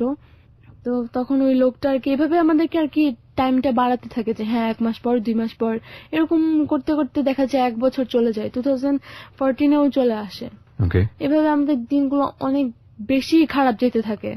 এমনও হতো যে খালামণিও কোনোভাবে দিতে পারছে না, খালামণির শাশুড়ি বাসায় থাকতে দেখে হয়তো দিতে পারতো না। তো আম্মু কি করতো, আমি ফোনে কথা বলতে দেখেছি এই 2014 এর মাঝখানে একবার ছোট ফুপির সাথে কথা বলছে। তখন আমার ছোট ফুপা বাইরে থাকে, দেশের বাইরে। ছোট ফুপির সাথে কথা বলছে, আম্মু আর কি কান্নাকাটি মানে ছোট ফুপি ফোন দিয়েছে, জিজ্ঞেস করছে যে সবাই কেমন কি আছে। তো ছোট ফুপিটা আর কি আম্মুকে বলছিল যে কি হয়েছে ভাবি, আপনি এরকম কেন, আপনার গলায় এরকম কেন লাগছে। তারপরে আম্মু কান্না করে দিয়ে বলে যে বাসায় তো আমাদের তেমন কিছুই নেই খাওয়ার মতো, আজকে শুধুমাত্র ভাতই রান্না করেছি, আর তেমন ডালও ছিল না, ডালের সাথে বেশি পানি মিক্স করে রান্না করেছি। তো আম্মু আর কি আমার ভাইয়ের কথাটা বলছিল যে ও এত ছোট, ও কিচ্ছু বলে না, মানে তখন ওর 3 বছর বয়স ছিল। ও আগে আমার বাইরে গেলে ওকে নিয়ে অনেক কিছু চেত, যে এটা দাও ওইটা দাও, ওকে দিতাম। সিচুয়েশনালি ও বুঝে গেছে something is wrong in the family. ও বুঝে গেছে, ও বাইরে গেলে ওকে যদি জিজ্ঞেসও করে যে তুমি কিছু খাবা কিনা, ও বলতো না আমি খাবো না, এরকম। এভরি মেম্বার প্রত্যেকই বুঝে যায় আসলে, সামহাউ দে আন্ডারস্টুড। একটা ফোন কল শোনাবো আপনাদেরকে আজকের অনুষ্ঠানের শেষের দিকে এসে, যে আজকে ওরা কেন আমার এখানে হ্যালো 8920 এই ফ্যামিলি। এবং ওর বাবাও একবার এসেছিল আমার স্টুডিওতে, কথা বলেছে। তখন সামহাউ আমার কাছে মনে হয়েছে যে ওর বাবা যেভাবে বলে সেটা আসলে আপনাদেরকে পুরোপুরি বোঝাতে পারবে না, সো বেটার হচ্ছে ওনার মেয়েকে দিয়েই বলানো। আর যে ফোন কলটার কারণে মূলত আমি এই ফ্যামিলিকে ইনভাইট করি যে আমার এখানে এসে তাদের পুরো অবস্থার কথাটা বলার জন্য, সেই ফোন কলটা খুব ইন্টারেস্টিং একটা ফোন কল, আমি শোনাবো অনুষ্ঠানের শেষের দিকে এসে। এই পর্যায়ে আমি একটা বিরতি নিতে চাই, ছোট্ট একটা বিরতির পর আমি আবারও ফিরে আসবো। আমার সঙ্গেই থাকুন। আপনারা শুনছেন close up presents hello 8920 ABC radio FM 89.2 তে। আমি আরজে কিবরিয়া আপনার সাথেই রয়েছি। আর ফেসবুকে আসতে হলে আমার ফেসবুকের ঠিকানা www.facebook.com/KEBRIA.RJ। আমি আবারও বলছি www.facebook.com/KEBRIA.RJ। পেজটি আছে RJ Kibria, and please like this page. Close Up presents Hello 8920. Close Up. The closer, the better. Close Up presents Hello 8920. Close Up. The closer, the better. সময় রাত 12টা। প্রিয় শ্রোতা, আপনারা শুনছেন close up presents hello 8920 ABC radio FM 89.2 তে। আমি RJ Kibria রয়েছে আপনার সঙ্গে, এবং আজকে এখানে জীবনের গল্প বলার জন্য এসছে দুই মেয়ে, নাদিয়া এবং নফিজা, তাদের বাবার জীবন গল্প নিয়ে। কিন্তু সেখানে একটা পুরো পরিবারের জীবন গল্প উঠে আসছে। আমি কথা না বাড়িয়ে নাদিয়ার কাছে আবারও ফিরছি। নাদিয়া, তারপরে কি হলো? তারপরে বাবাকে ওই লোকটা আর কি বলছিল, মানে সব দিক দিয়ে আর কি বলে বলে রাখছিল যে হ্যাঁ আমরা আজকে করব না, কালকে করব, সেদিন করব, এরকম বলে বলে অনেক, মানে 1 বছর পর্যন্ত ওনার আমাদেরকে শুধু বলে বলে কিছু কিছু টাকা দিয়ে দিয়ে রেখেছে। একটা কথা বলি, 2014 এর দিকে আমার বাবার একটা ফ্রেন্ড, শীত তখন প্রায় মার্চের দিকে, সে আঙ্কেলটা আর কি ফোন দিয়ে বলে যে আপনার তো কোনো খবর নেই, খবর নেওয়ার জন্যই ফোন দেয় আসলে। তারপরে আর কি কথায় কথায় আব্বুকে বলে যে আমার এখানে তো একটা প্রবলেম হয়েছে, এখানে একটা মেশিন লাগবে, আপনি দিতে পারবেন কি? তা আব্বু বলে, আব্বু তো আর কি অনেক আশায় ছিল যে হ্যাঁ কোথাও থেকে পেলে তো ভালোই হয়, আমাদের তো আর্নিং হবে। তো আব্বু আর কি খুশি হয়েছে যে হ্যাঁ ভালোই তো। তো হ্যাঁ আব্বু এই কাজটা করে, এবং এই জন্য আবার আব্বুর আবার হচ্ছে চিটাগং যেতে হয়। তো আমরা আমাদের আবার সেই ভয়টা যে আবার চিটাগং করে কিনা আবার যে ফোন দিয়েছে হ্যাঁ ঠিকভাবে পৌঁছেছে। আমরা তো বাসায় একা, তখন আমি আমার বোনরা একসাথে ঘুমাই, আলাদা আর কি। আম্মু আর আমার ভাই একসাথে ঘুমাতো, আর আমরা 3 বোন একসাথে। বাবা যেহেতু বাইরে ছিল এই জন্য আর কি, মানে আম্মুর সাথে আমার ছোট বোনটাও শোয়, তো আমি আর আমার মেজো বোন একসাথে অন্য রুমে ঘুমাই। রাত যখন 3টা বাজে আম্মু আমাকে ফোন দিয়ে উঠায়, তো আবার ভয় পেয়েছি যে আবার কি কিছু হলো টলো নাকি, বাবা তো বাইরে আর কি। তখন আমার ছোট বোনের জ্বর ছিল এমনিতে, তো আম্মু বলে যে ওর তো মানে তোমার ছোট বোনের তো আর কি অনেক গলা দিয়ে ব্লিডিং হচ্ছে, শুধু মানে ও কাশছে আর হচ্ছে যে কফটা শুধু ব্লাড বের হচ্ছে। আমি ও দৌড় দিয়ে যে দেখতে যাই, যখন দেখতে যাই তখন দেখি যে মানে পুরা ফ্লোরের অনেকটা প্রায় রক্ত পুরা। আমি দেখে একদম চিৎকার করে কান্না শুরু করে দিই, আল্লাহ এটা কি হলো, মানে আমাদের সাথেই কেন এরকম বারবার ঘুরে ফিরে হচ্ছে। এদিক দিয়ে ও কাশছে, কিন্তু আম্মুকে বলছে আমি বলেছিলাম তুমি কাউকে ডাক দিও না, কাউকে ডাক দিও না, তুমি মুছে ফেলো জিনিসটা, তুমি মুছে ফেলো, কাউকে দেখতে দিও না। আব্বু এমনিতেই অনেক টেনশন করে, আব্বু এসে দেখলে তো আব্বু আরো কষ্ট পাবে। মানে আম্মু আর কি অনেক চিন্তা করছিল যে কি হয়েছে, কোন দিক থেকে হলো, ওর হার্টের প্রবলেমের জন্যই হলো নাকি অন্য কিছুর জন্য হলো। মানে আমার মানে কেমন আমার চোখ দিয়ে পানি যেন পড়া বন্ধই হচ্ছিল না এমন। তো আমি খালামণিকে ফোন করে, আমি ওকে ডাকিনি, আমার মেজো বোন ঘুমাচ্ছিল, ওকে ডাকিনি। তো খালামণি হাজবেন্ড আবার ডক্টর, তাকে ফোন করে বলি যে আপনি আপনার হয়তো বাসায় চলে আসেন অথবা সকাল মানে ভোরে ভোরেই চলে আসেন, মানে এভাবে ভালো লাগতেছে না আমার জিনিসটা, অনেক খারাপ অবস্থা ওর। তো তারা 6টার ভিতরে বাসায় চলে এসছে। যে হঠাৎ করে কি হলো, এই মেয়েটা তো সুস্থই ছিল। আবার সকাল হতে হতে বাবাও চলে আসছিল, বাবা রাতের ইয়াতে চলে আসছিল। বাবার সাথে বাবার একটা ফ্রেন্ডও এসেছিল। এসে দেখে বাবা পুরো একদম শকড, মুখ দেখে মনে হচ্ছে বাবার মানে একদম মারাই গিয়েছে এমন দেখে মনে হচ্ছিল বাবা। তারপর বাবা দৌড় দিয়ে গিয়ে ওকে আর কি জড়িয়ে ধরে একদম কান্নাকাটি শুরু করে দিল যে আমি এত হেল্পলেস অবস্থায় এখন, আর আমার সাথে এখন এরকম হচ্ছে, না পারবো আমি ওকে কোথাও নিয়ে যেতে হসপিটালে, না ওর ট্রিটমেন্ট করাতে পারবো, কেন এরকম হচ্ছে। তো আব্বুর সাথে আব্বুর যে ফ্রেন্ডটা আসে সে আর কি আব্বুকে বোঝায় যে থাক আপনি ভেঙে পড়েন না, ও ঠিক হয়ে যাবে, সমস্যা নেই। তো আব্বুকে দেখে আমার যেটা মনে হচ্ছিল তখন যে আব্বুর থেকে হেল্পলেস বোধহয় তখন আর কেউ ছিল না এমন লাগছিল আব্বুকে দেখে। আচ্ছা। তো আমাদের কাছে তখন এতটা টাকাও ছিল না যে ওকে শুধু একটু ভিজিটের যে টাকা দিবে সেই ডক্টরকে, সেই টাকাটা ছিল না। আমার আঙ্কেল আর কি খালামুর হাজবেন্ড, যে সে আর কি মূলত একটা সার্জন, অপারেশন করে, তো তার এই হার্টের ব্যাপারে তেমন কোনো ধারণা নেই। তো সে বলে যে আচ্ছা ঠিক আছে হার্ট ফাউন্ডেশনে নিয়ে যায়, আর আমার চেনা কোনো ডক্টর আছে, তারা আর কি জানতো না যে আমাদের এত খারাপ অবস্থা, জানলে হয়তো আমার আঙ্কেলরা আবার কেমন মানে আর কি যারা গরিব তাদেরকে তেমন একটা বার্তা দেয় না এরকম টাইপের, তারা যদি জানতো যে আমাদের একদমই কিছু নেই হয়তো আমাদের পাশেই থাকতো না এরকম টাইপের। যদিও আমার খালামণি সবসময় চেষ্টা করতো আমাদের সাথে থাকার। সেদিন নিয়ে যায়নি, তারপরের দিন আর কি একটা ডক্টরকে দেখাতে নিয়ে গিয়েছিল। তো ডক্টর বলে যে ওর ভালভে প্রবলেম হয়েছে, ওর যে হার্টের প্রবলেমটা সেটার থেকেই আর কি দেখা যাচ্ছে ওর মানে ভালভেই কি যেন একটা হয়েছে। মানে এমনিতে মানুষ নিঃশ্বাস নিলে যে অক্সিজেন বের হয়, মানে অক্সিজেন ঢুকে, তো ওর ওইখান দিয়ে আর কি বাতাসটা না বের হয়ে ওইখান দিয়ে আর কি ব্লাডটা বের হয়ে আসছিল, কেউ ব্লিডিং হচ্ছিল, আবার মুখ থেকেও আর কি বমি করছিল, যে পুরোটাই ব্লাড ছিল, একদম কালো কালো রক্ত। এভাবে ডক্টর কতগুলো ওষুধ প্রেসক্রাইব করেছে, ওগুলা খেয়েছে, ঠিক হয়ে গিয়েছে। তো ডক্টর বলে যে হ্যাঁ ওর ঠিক হয়নি, মানে হার্টের যে ছিদ্রটা কতজনের তো বড় হলে ঠিক হয়ে যায়, কিন্তু ওটা হয়নি, তো ওর অপারেশন করতে হবে। যখনই যায় ডক্টরের কাছে মানে বলে যে এখন অপারেশন করাটাই ভালো, কিন্তু অপারেশনের মতো ওই টাকাটা আর কি আমাদের কাছে ছিল না। এখন কয়েক মাস ওই ওষুধটা কন্টিনিউ করে, পরে ওর প্রবলেমটা আর হয় না। ওই দিনই প্রবলেমটা হয়েছিল শুধু, মানে তারপরে আর অন্য কোনো প্রবলেম হয়নি। আচ্ছা, এটা বাবার জন্য কতটুকু কষ্টকর হতে পারে যে সন্তান অসুস্থ হচ্ছে কিন্তু বাবার কাছে পয়সা নেই এবং সে ট্রিটমেন্ট করতে পারছে না। This is like hell. যে বাবা হয়েছেন সেই আসলে বুঝতে পারবেন। আলহামদুলিল্লাহ, recently I am blessed by a daughter. আমার একটা মেয়ে হয়েছে যার বয়স সপ্তাহখানেকের কাছাকাছি। আমার অনেক থ্যাংক ইউ আমার অনেক লিসনারই জানে না। সো আমি আমার মেয়ের নামটা এখনো রাখিনি এবং এটা আমার প্রথম সন্তান। So I am feeling like yes, ওরা যখন বলতেছে না, মানে আমার নিজের মধ্যে আমার এই জিনিসটা ফিল হচ্ছে। হয়তো 2 সপ্তাহ আগে হলে এই জিনিসটা আমি কখনো ফিল করতাম না। ওকে, আল্লাহ যাদেরকে সন্তান দেয় তাদেরকে সুন্দরভাবে প্রতিপালন করার তৌফিক দেখ, এটাই শুধু বলবো। ওকে, হ্যাঁ বলো। তারপরে এভাবেই আর কি চলছে, বাবা ওই লোকটার কাছ থেকে অল্প স্বল্প টাকা নিয়ে যেভাবে পারছে চালাচ্ছে। তো ওই আঙ্কেল মানে আব্বুর যে ফ্রেন্ড বললাম হঠাৎ করে যে ফোন দিল, সে আর কি বাবাকে একটা অর্ডার দেয়। তার হচ্ছে ওই যে টেলিফোন লাইন এগুলো সব আর কি মাটির নিচ দিয়ে নেওয়াটা, তার হচ্ছে এগুলোর বিজনেস, তারও অনেক বড় বিজনেস। তো আব্বুর কাছ থেকে একটা মেশিন আর কি কার যেটা হচ্ছে অটোমেটিক, মানে নামটা আর কি লোবেট, আমি ঠিক জানি না তেমন, আব্বুই বেশি জানে ভালো। ওইটা বানাতে দেয়, ওইটা আর কি 8 লাখ টাকা লাগে ওইটা বানাতে। মানে লাগে না আর কি, মানে ওনার কাছ থেকে মানে যতটুকু পেমেন্ট আব্বু নিবে সেটা হচ্ছে 8 লাখ টাকা। তো ভাগ্যক্রমে সে অ্যাডভান্স কিছু টাকা দিয়ে দেয়, যেটার কারণে বাবা আর কি ওইটা বানিয়ে ওনাকে দিয়েও দেয়। কিন্তু 6 লাখ টাকা আব্বুর ফ্রেন্ডটা শোধ করার পর বাকি যে 2 লাখ টাকা আরো কিছু হয়তো ভাঙটি যেগুলো টাকা সেগুলো আর কি বলে যে হ্যাঁ দিব আর কি, আস্তে আস্তে বলছে যে হ্যাঁ আজকে দিব কালকে দিব, এরকম করে করে ঘোরাতে থাকে।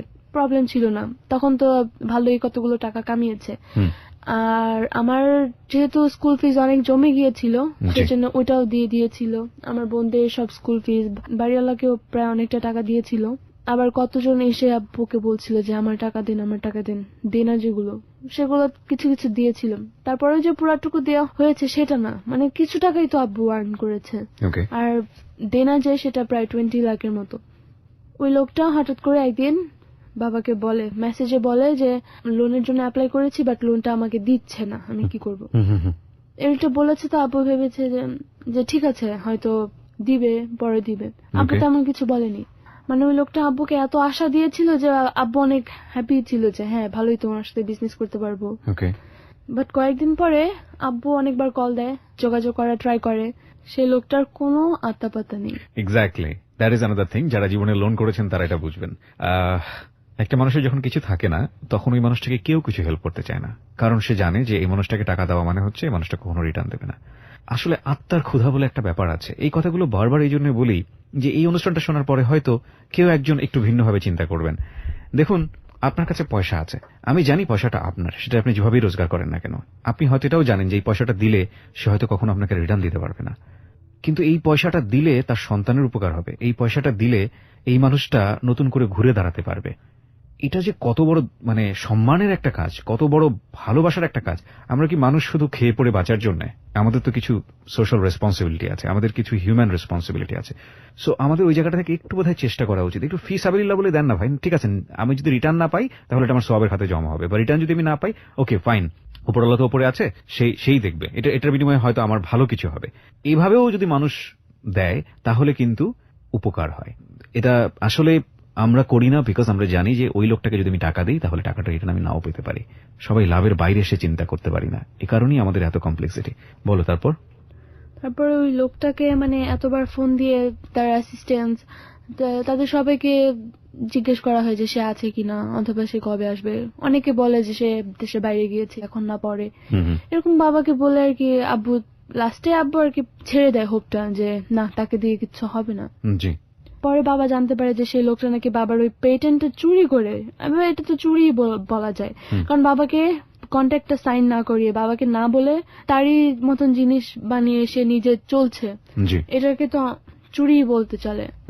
পরে জানতে পারে যে সে এই মেশিনটা আর কি মানুষদেরকে দিয়ে বানিয়েছে, অন্য কাউকে দিয়ে বানিয়েছে, মানে তোমার বাবার কাছ থেকে সে নেয়নি, বাট বাবার আইডিয়া ওইটা। তা আব্বু আর কি অনেকটাই আরো এমনিতে তো কষ্ট ছিলই, আরো বেশি ডিপ্রেসড হয়ে গেল। আমি যে একটা মানুষের কাছ থেকে হেল্প পাচ্ছিলাম এমন একটা টাইমে সে আমাকে আর কি ব্যাক আউট করে দিল, এমন একটা কিছু। তো ওইখান থেকে যখন হোপটা ছেড়ে দেয় বাবা, তখন আব্বুর যে ফ্রেন্ডটা আর কি আব্বুর কাছ থেকে ওই মেশিনটা নিয়েছিল তার কাছে যে আব্বু যে তার কাছে 2 লাখ টাকা পায়, সেটা আব্বু আর কি যেতে থাকে, আব্বুকে এই ডেট দেয় ওই ডেট দেয়, আসেন কোনো ডেটে 5,000 দিত, কোনো দিন আবার 10,000 দিত। এটা আমাদের কিছুই হতো না। দেখা যেত যে আসলে আম্মু আবার আব্বুকে মাঝখানে একটা দোকান খোলার জন্য সমিতি থেকে লোন এনে 1 লাখ টাকা লোন এনে সেই টাকা দিয়েছিল। তো ওইটাতে কিছুই হয়নি, দেখা গেছে যে আমাদের খরচাতেই ওইটা শেষ হয়ে গিয়েছে। তো ওইটার টাকা আবার মান্থলি দিতে হয়, ওই ছোটখাটো কিছু টাকা দিলে আব্বু ওইটার জন্য দিয়ে দিতে হতো, আবার আমাদের এমনিতে খরচ আছেই। তখন মাঝখানের দিকে আব্বুকে একদিন একজন কল করে, আব্বু আর কি আব্বুর যে মানে মেশিন বানানোর যে ওগুলোর অনেকগুলো লিফলেট বানিয়ে মানুষকে দিয়েছিল, আর হচ্ছে পোস্টারও ছাপিয়েছিল। তা সেগুলো আমার ছোট মামাকে দিয়ে আর কি বিলি করিয়েছিল। কয়েকদিন পর আব্বুর ফোনে আর কি কল আসে যে আমরা তো এই কোম্পানির থেকে বলছি, আপনি কি ইনি, তাহলে আমি আপনাদের কাছ থেকে আর কি আপনাদের ক্যাটালগটা দিয়ে যাবেন আমাদেরকে, আমাদের আর কি অ্যাড্রেসটা এটা। আব্বু তো খুশি যে হ্যাঁ যদি কিছু বিক্রি করতে পারে মেশিন। আব্বু যায়, ক্যাটালগ নিয়ে যায়, যাওয়ার পর কতক্ষণ পর আব্বু ফোন দেয়, ফোন দিতে দিচ্ছিল না বাট ফোন দেয়, আম্মুকে বলে যে আমাকে পুলিশ ধরেছে। আম্মু তো পুরো শক যে কি ব্যাপার, আব্বু তো গেল এই মেশিনের অনেকগুলো মেশিনের ক্যাটালগ নিয়ে, তাহলে পুলিশে কেন ধরবে, পুলিশের সাথে এটার সাথে কি কানেকশন। তো আব্বু বলে যে কেউ আমাকে হয়তো ফাঁসানোর চেষ্টা করছে, আমাকে এখানে ফোন দিয়ে এনে মিথ্যা কথা বলে আমাকে ধরছে তারা, এটা বলে। তো আম্মু যখন যায় আর কি, আমাদের কাছে তেমন কিছু টাকা ছিল না, আম্মুর যে জুয়েলারি ছিল সেগুলো আর কি রেখে বন্ধক রেখে আমাদের কতদিন চলেছিলাম আমরা ফার্স্টের দিকে। তো সে তেমন কিছু ছিল না, আম্মুর কানে আর কি ছোট্ট কানের দুল ছিল স্বর্ণের, ওইটা রেখে আম্মু 2,000 টাকা নিয়ে যেখানে যেই থানাতে রেখেছে সেই থানাতে নিয়ে যায়।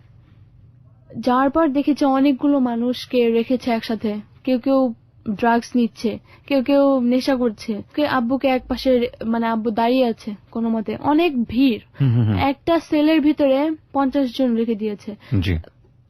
আম্মু গিয়েছে, আমার যে ছোট ভাইটা ও বাবাকে ওই সেলের ভিতরে দেখে অনবরত কাঁদছে যে কেন আমার বাবা ওইখানে, আমার বাবা তো কিছু করেনি, আমার বাবা ওইখানে কেন। তারপর আম্মু জিজ্ঞেস করলো যে কি জন্য ওনাকে এনেছেন, উনি তো তেমন কিছু করেনি যে ওনাকে আপনি আনবেন। তো তারা বলে যে পরে পরে সেটা হবে, মানে তেমন কিছু তাদের সাথে কথা না বলে তারপরে আম্মু আর কি, শীতকাল ছিল, মাফলার আর জ্যাকেট দিয়ে আসছিল, তো ওখানে বলেছিল যে আজকে রাতটা থাকতে দেন, কালকে নিয়ে যান। কারণ আমার তখনও কি জানতে পারছিল যে বাবা কি কারণে এইভাবে পুলিশের কাছে অ্যারেস্ট হলো বা এরকম কোনো কিছু? তখনও কি জানতে? একদমই অকারণে, তখনও জানতে পারিনি যে কি জন্য। তারপরে আর কি সেদিন বলেছিল যে কালকে কোর্টে চালান করে দিবে, এটা বলছিল। আম্মু জানতো বিষয়টা কেন, বাট আমাদেরকে বলেনি। তো আম্মু আর কি চেষ্টা করছিল যে কিভাবে আব্বুকে বের করা যায়। তো আব্বুর ফোনে আবার অনেক মানুষেরই নাম্বার ছিল, বড় বড় নেতাদেরও নাম্বার ছিল, আব্বুর সাথে অনেকটা কন্ট্যাক্ট আছে, বাট আব্বু কোনোদিন কারো কাছে, তাদের কাছে তো হেল্প যাবেও না কোনোদিন আব্বু। তো সেগুলো দেখে নাকি সে আরো বলেছে আচ্ছা ঠিক আছে আপনারা ওনাকে নিয়ে যান, শুধু শুধু ওনাকে রেখে কি করবো। তো তারপরের দিন আম্মু আর কি, তার আগেও আর কি আম্মুর হচ্ছে চাচা হয়, সে পুলিশের ওখানে আর কি এএসপি, তো তাকে ফোন করিয়ে বলেছিল যে একটু বের করে দেন, সে তো কিছু করেনি, তারপরে ধরে নিয়ে আসছে শুধু শুধু, বের করে দিয়েছে, সমস্যা নেই। তারপরের দিনে আব্বুকে ছেড়ে দিয়েছে। কি কারণে ধরেছিল? আব্বুর কাছে টাকা পায়, কিন্তু আব্বু দিচ্ছিল না দেখে আব্বু কোন একজন লোক আব্বুর চেনা, যার কাছ থেকে আব্বু টাকা নিয়েছিল, সেই তো অনেক আগে বিজনেস করার জন্য। ওকে, বুঝতে পেরেছি। বাবার কাছ থেকে টাকা পেতো, সে টাকা দিচ্ছিল না বলে পুলিশ ধরিয়ে দিয়েছে, তাই তো বিষয়টা? ওকে, বলো। তো আব্বু বাসায় এসেছিল যখন আর কি, আব্বু তখন সিচুয়েশনটা কতটা জটিল হয়ে গেছে আপনি চিন্তা করে দেখুন। ওরা আসলে বলে যাচ্ছে না, খুব সহজ ভাবে ওদের বয়সের জায়গাটা থেকে খুব সহজ করে বলে যাচ্ছে, কিন্তু একটা বাবার জন্য কতটা কঠিন যে 5-6 জনের একটা পরিবারের সদস্যের একটা ফ্যামিলি, এবং সেই ফ্যামিলিটাকে কি অবস্থায় রেখেছিল একটা সময়, সেখান থেকে ফল ডাউন করতে করতে এমন হয়েছে যে ডালে পানির পরিমাণ বেড়ে গেছে। এবং আপনারা বুঝতেই পারেন যে একটা ফ্যামিলি বাংলাদেশের পার্সপেক্টিভে কি পরিমাণ মোটামুটি সচ্ছল অবস্থায় থাকলে তার ছেলে মেয়েদেরকে ও লেভেল ইংলিশ মিডিয়াম স্কুলে পড়াতে পারে। ওদের কথা শুনেই বুঝতে পারছেন যে ওরা কতটা সফিস্টিকেটেড ফ্যামিলির সন্তান। কিন্তু সৃষ্টিকর্তা চাইলে সবকিছুই সম্ভব, এবং সামহাউ দ্য ডিফিকাল্টি যেটা ওর ফ্যামিলি ফেস করছে সেটা ওদেরকে রিয়েল ডিফিকাল্টিজের মধ্যে নিয়ে গেছে। আর আজকের এই গল্পটা ওর বাবা বলতে পারেনি, কারণ ওর বাবা খুব গুছিয়ে কথা বলতে পারে না। শুধু এক্সাক্ট বাবাকে দিয়ে আমি ট্রাই করেছিলাম বেশ কয়েকবার যে কিভাবে বল একটু টেস্ট করার জন্য, ওটা আসলে আপনাদেরকে বোঝার মতো ছিল না, যে কারণে বাবার যে বড় মেয়ে তাকে দিয়ে আসলে পুরো গল্পটা বলাতে হচ্ছে। আমি বারবারই বলছি এই কারণে যে আজকের এই গল্পে যদি আপনারা কোনো বড় ইনভেস্টর থাকেন, বড় বিজনেসম্যান থাকেন, যারা নতুন নতুন প্রজেক্ট নিয়ে রান করেন, নতুন নতুন ইনভেনশন নিয়ে রান করেন, তারা আজকের এই অনুষ্ঠানটা একটু মনোযোগ দিয়ে শুনবেন, এবং কেন বলছি সেটা একেবারে শেষ পর্যন্ত শুনলেই বুঝতে পারবেন। ওকে, আমরা ছোট্ট একটা বিরতি নেব, মাত্র 4 মিনিটের বিরতি। 4 মিনিট পরে আমি আরজি কিবরি আবারও ফিরে আসছি ক্লোজ আপ প্রেজেন্স হ্যালো 8920-তে। আশা করছি সাথেই থাকবেন। Close Up presents Hello 8920। Close Up, the closer the better. Close Up presents Hello 8920. Close Up, the closer, the better. স্বাগত আরো একবার প্রিয় শ্রোতা। 4 মিনিট পর আপনারা আবারও শুনছেন ক্লোজ আপ প্রেজেন্টস হ্যালো 8920। আমি আরজি কিবরি আপনাদের সাথে রয়েছি, এবং আজকে আমার সঙ্গে জীবনের গল্প নিয়ে আছে নাদিয়া এবং নাফিজা। সো নাফিজা মাঝে মাঝে ঘুমিয়ে যাচ্ছে কারণ রাত এখন অনেক। ওকে, না ও ঘুমাচ্ছে না, ওর আসলে কিউরিওসিটিটা অনেক বেশি, এবং কলটা ওই করেছিল। সো ওকে আমরা যেটা করবো, যে ফোন কলটা আমি শোনাবো, খুবই হৃদয় বিদারক ফোন কল। আমি তার আগে নাদিয়ার কাছ থেকে পুরো গল্পটা একটু শুনতে চাই। হ্যাঁ বলো, তারপর কি হলো? তারপরে বাবা যখন বাসায় আসে তখন আর কি আমরা জিজ্ঞেস করি যে তুমি কিভাবে ছিল এখানে, আম্মু তো বললো না কি জন্য তোমাকে নিয়েছিল, তুমি কি কিছু করেছো? আমার আর কি মনে হচ্ছিল যে বাবাকে কিছু করলো চললো না কিছু, এরকম একটু তো সন্দেহ থাকে যে বাবা কি এমন করেছে। যে সবচেয়ে বড় কথা হচ্ছে পুলিশের চাইতে বড় সমস্যা হচ্ছে সামাজিক সম্মান, এবং মানুষ তখন বিভিন্ন ভাবে কথাগুলোকে রটাতে থাকে। আমাদের কিন্তু এই সেন্সটা নেই, এবং আমাদের সবচাইতে বড় যেই দৈন্যতা সেটা আমাদের ইদানিং চোখে পড়ে ফেসবুকে বা আমাদের সোশ্যাল যে মাধ্যমগুলো আছে সেখানে। আমরা কোনো কিছু জাস্টিফাইড না করে ধুম ধারাক্কা আমরা কমেন্টস করে ফেলি। একটা জিনিস মনে রাখবেন যারা আজকে এখানে অনুষ্ঠানটা শুনছেন, আমি জানি প্রত্যেকেরই মোটামুটি ফেসবুক আইডি আছে, খেয়াল রাখবেন আপনি যা বলেন আপনার আইডি থেকে, আপনি যেটা বলেন সেটা আপনার পরিবারকে রিফ্লেক্ট করে, আপনি যা করেন সেটা আপনার চিন্তা ভাবনাকে রিফ্লেক্ট করে। এটা তো গেল এক। আর 2 নম্বর হচ্ছে আপনি যা করছেন কিংবা আপনি যা বলছেন, আপনি যদি মনে করেন যে এটা যেমন ইচ্ছা আমি তেমন করে বলে দিলাম, বিষয়টা আসলে কিন্তু তা না। কারণ সরকার এগুলো এখন খুব সিরিয়াসলি নিচ্ছে। আপনি যদি সেখানে কোনো অন্যায় কোনো কিছু করেন বা কোনো কিছু করার চেষ্টা করেন, সেটা কিন্তু আজ অথবা কাল জাস্টিফাইড হবেই। হ্যাঁ, বাবার কথা বলছিলেন। হ্যাঁ, তারপর? হ্যাঁ, তো বাবাকে দেখেও আমার খুব কষ্ট লাগছিল যে বাবাকে কেনই বা এই রাখবে পুলিশ স্টেশনে। তো যাক, এই ম্যাটারটা যখন সলভ হয়ে গেছে, এটা নিয়ে আর কথা না বাড়ানোই ভালো। তো তারপরেও আর কি আমাদের কোনো ভাবে আর কি চলে যাচ্ছিল। এরপরেও আবার যে আঙ্কেলটার কাছ থেকে টাকা পেতো, বাবার কাছ থেকে মেশিন নিয়েছে, সে অল্প অল্প করে দিতে থাকে। তো মাঝখানে আবার একটা অর্ডার দেয়। ওকে। তো দেখা গেল যে ওই 2014 ইয়ারটা লাস্টের দিকে আমাদের অনেকটা ভালোই গেল। তারপরে আব্বু আর কি এর মাঝখানে করেই যাচ্ছে, ইনভেনশনের উপর রিসার্চ করে যাচ্ছে, নিজেই ইনভেনশন করছে। এর মাঝখানে আব্বু একটা জিনিস আর কি বের করেছে, যে আগুন নিভানোর যে রোবট। আব্বুই বলতে পারবে তেমন ভালো করে, আমি তেমন একটা কিছু জানি না, আমি আমার স্টাডিজ এর জন্য বিজি ছিলাম। আব্বু আর কি ওইটা করে এবং অনেক জায়গায় অনেক বড় বড় কোম্পানির কাছে আর কি ইনফরমেশন লিখে টিকে দিয়ে আসে যে আপনাদের দরকার হলে আমার সাথে কন্ট্যাক্ট করবেন, 20 লাখ টাকা লাগবে এটা আর কি বানাতে। তো এটা করতে পারিনি দেখে এটা আর কি বলেছিল যে আপনারা যদি চান দেখতে তাহলে আমি দেখাতে পারি, বাট আমার হেল্প লাগবে। তো অন্যান্য যেগুলো ইনভেনশন ছিল, অটোমেটিক লাইটস, স্ট্রিট লাইটস, ভালোই সাড়া পেয়েছিল। এমনকি একটা বড় কোম্পানি থেকে আব্বুকে আর কি নিতেও চেয়েছিল, এমন ভাবে নিতে চেয়েছে যে আব্বুর কোনো নামোনিশান থাকবে না, যে আপনি যেটা ইনভেন্ট করেছেন সেটা আমরা পুরোপুরি কিনে নিব, বাট আপনাকে টাকা দিব ঠিকই, কিন্তু আপনার কোনো নাম আসবে না এটাতে। তো আব্বুর একটু কষ্ট লাগে যে এত কষ্ট করে আমি ইনভেন্ট করলাম, তো আমার যদি কোনো নামই না থাকে। আব্বু বলে যে ঠিক আছে তাহলে আমি তাদের সাথে তারপরে আর কি যোগাযোগ করেনি তেমন একটা। তারাও অনেক বড় কোম্পানি, তো তারাও কোনো একটা পরে যোগাযোগ করেনি। তো আব্বু তাদের কাছে যায়নি, ভেবেছে যে যদি কোনো ইনভেস্টর পেত তাহলে আর কি করতো। বাট ওইভাবেই কোনো মতে ওই আঙ্কেল যে তাকে তার কাজগুলো করছে, সে অল্প অল্প স্বল্প করে টাকা দিচ্ছে। এর মাঝখানে 2015 মিডে আমি ও লেভেল দিব দেখে আমার রেজিস্ট্রেশন করতে হবে। তো আমার সাবজেক্ট হচ্ছে 8টা, আর সব মিলিয়ে রেজিস্ট্রেশনের জন্য লাগবে 80,000 টাকা। পরীক্ষা দেওয়ার জন্য পাসপোর্টটা দরকার হয়, ইন্টারন্যাশনাল ভাবে পরীক্ষা হয়, অনেক অনেক দেশ থেকেও স্টুডেন্ট আসে, তো পাসপোর্টটা লাগে যেহেতু। তো পাসপোর্ট আব্বুর কাছে তেমন টাকা ছিল না। একদম লাস্ট মোমেন্টে স্কুলে ডেট দিয়েছে এই দিন রেজিস্ট্রেশন হবে, তার কয়েকদিন আগে আব্বু পাসপোর্টটা বানাতে দিয়েছিল, বলেছে অনেক তাড়াতাড়ি দরকার, বাট ওনারা বলে যে 3 দিনের ভিতরে দিলে তো টাকা বেশি লাগবে। তো আব্বু বলে যে আচ্ছা ঠিক আছে আমি কোনোভাবে ম্যানেজ করছি। তো আব্বুর একটা ফ্রেন্ড আছে কম্পিউটারের দোকান, তার কাছ থেকে কিছুটা টাকা চেয়ে আব্বু আমার পাসপোর্টটা বানিয়ে দেয়। এখন মেইন কথা হচ্ছে আমার রেজিস্ট্রেশনের টাকাটা 80,000 টাকা তো আর কম অ্যামাউন্ট না। হ্যাঁ, ও লেভেলের প্রত্যেকটা সাবজেক্টের জন্য 10,000 করে লাগে। সো 80,000 টাকা তোমার রেজিস্ট্রেশন ফি? হ্যাঁ, এটা কি ইন্টারন্যাশনালি রেজিস্ট্রেশন ফি? হ্যাঁ। ওকে, আমার আইডিয়া ছিল না, ও লেভেলে তো পড়াশোনা করিনি। এক্সপেন্সিভ, অনেক এক্সপেন্সিভ। এত পড়াশোনা করে এত বেশি বেশি করে খরচ করে পড়াশোনা করে তুমি বাংলাদেশে কি জব করবা? আমি তোমাকে ফ্র্যাঙ্কলি এই কোশ্চেনটা করতেছি, এই কারণে করতেছি যে তোমার বাবা ধরো তো সে তো বিলিয়নিয়ার না এবং সে তো বিজনেসম্যানও না, যেমন হলো যে তুমি পড়াশোনা করে তোমার বাবার বিজনেস দেখছো, ব্যাপারটা তো এরকম না। তো এত এক্সপেন্সিভ এডুকেশন দিয়ে তোমার যদি, আমি জানি না এইভাবে চিন্তা করাটা উচিত হচ্ছে কিনা, তুমি 80,000 টাকা তো শুধু তোমার রেজিস্ট্রেশন ফি, তোমার টিউশন ফি আছে, তোমার একাডেমিক পড়াশোনার ফি আছে, তোমার বাসা টিচারের ফি আছে, তাই না? এগুলো তো আছেই। আচ্ছা, বাট আমি আর কি একটা কথা বলি, আমার আর কি তখন আমি কোনো কোচিং টোচিং করছিলাম না, বাসায় যতটুকু পারছিলাম, বিকজ তোমার সামর্থ্য ছিল না বলেই তুমি করছিলে না। কিন্তু এই যে এত খরচ করে তুমি ও লেভেল এ লেভেল করে তুমি ইংলিশ মিডিয়ামে পড়াশোনা করলে, তারপর একটা প্রাইভেট ইউনিভার্সিটি যখন তুমি পড়তে যাবা তখন তোমার সেমিস্টার ফি লাখ লাখ টাকার ব্যাপার স্যাপার এখানে। তো এত ফি দিয়ে তুমি যখন জবে যাবা, তুমি ক টাকা বেতনে জব করবা? বাংলাদেশে সেই জব সেক্টরটা কোথায়? সেটাই আমার কথা আর কি। আমার সবসময় ইচ্ছা ছিল যে আমার বাবা আমাকে বলতে যে আমার মেয়েদেরকে আমি পৃথিবীর সব থেকে ভালো জায়গায় পড়াবো।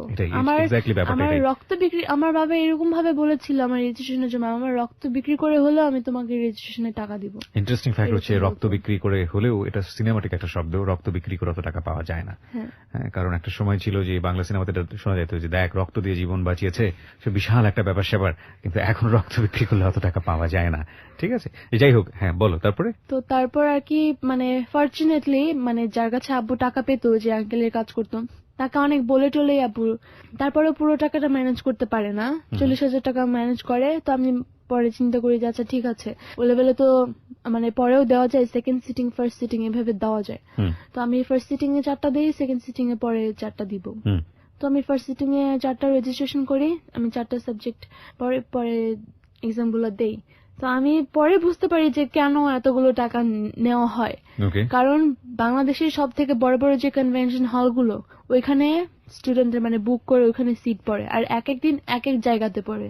তো আমি অনেক ইন্টারন্যাশনাল অনেক স্টুডেন্টদের সাথে দেখা হয়েছে, জাপান থেকে এসেছিল কয়েকজন, তারপরে জার্মান থেকে দেখেছি, টার্কি থেকে দেখেছি।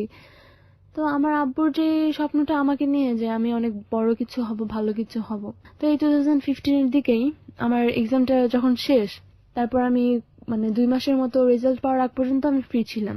তো ততদিনে আমার বাবা আর কি চিন্তা করছিল যে ওর তো সবসময় স্বপ্ন যে ও এ লেভেল করে বাইরে যে পড়াশোনা করবে। তো আব্বু চিন্তা করে, আমি জানি আব্বু কতটা বাধ্য ছিল এই জিনিসটার জন্য। আব্বু আমাকে বলে, আমি পরে জানতে পারি যে আমাদের পাশের বাসার আন্টি সে আর কি আমার আম্মুকে একটা প্রপোজাল দেয়, তার মেয়ের একটা ফ্রেন্ড আছে, তার জন্য মেয়ে খুঁজছে, মানে আমাকে আর কি আমার জন্য প্রস্তাব দিয়েছিল আর কি, আমাকে দেখেছিল।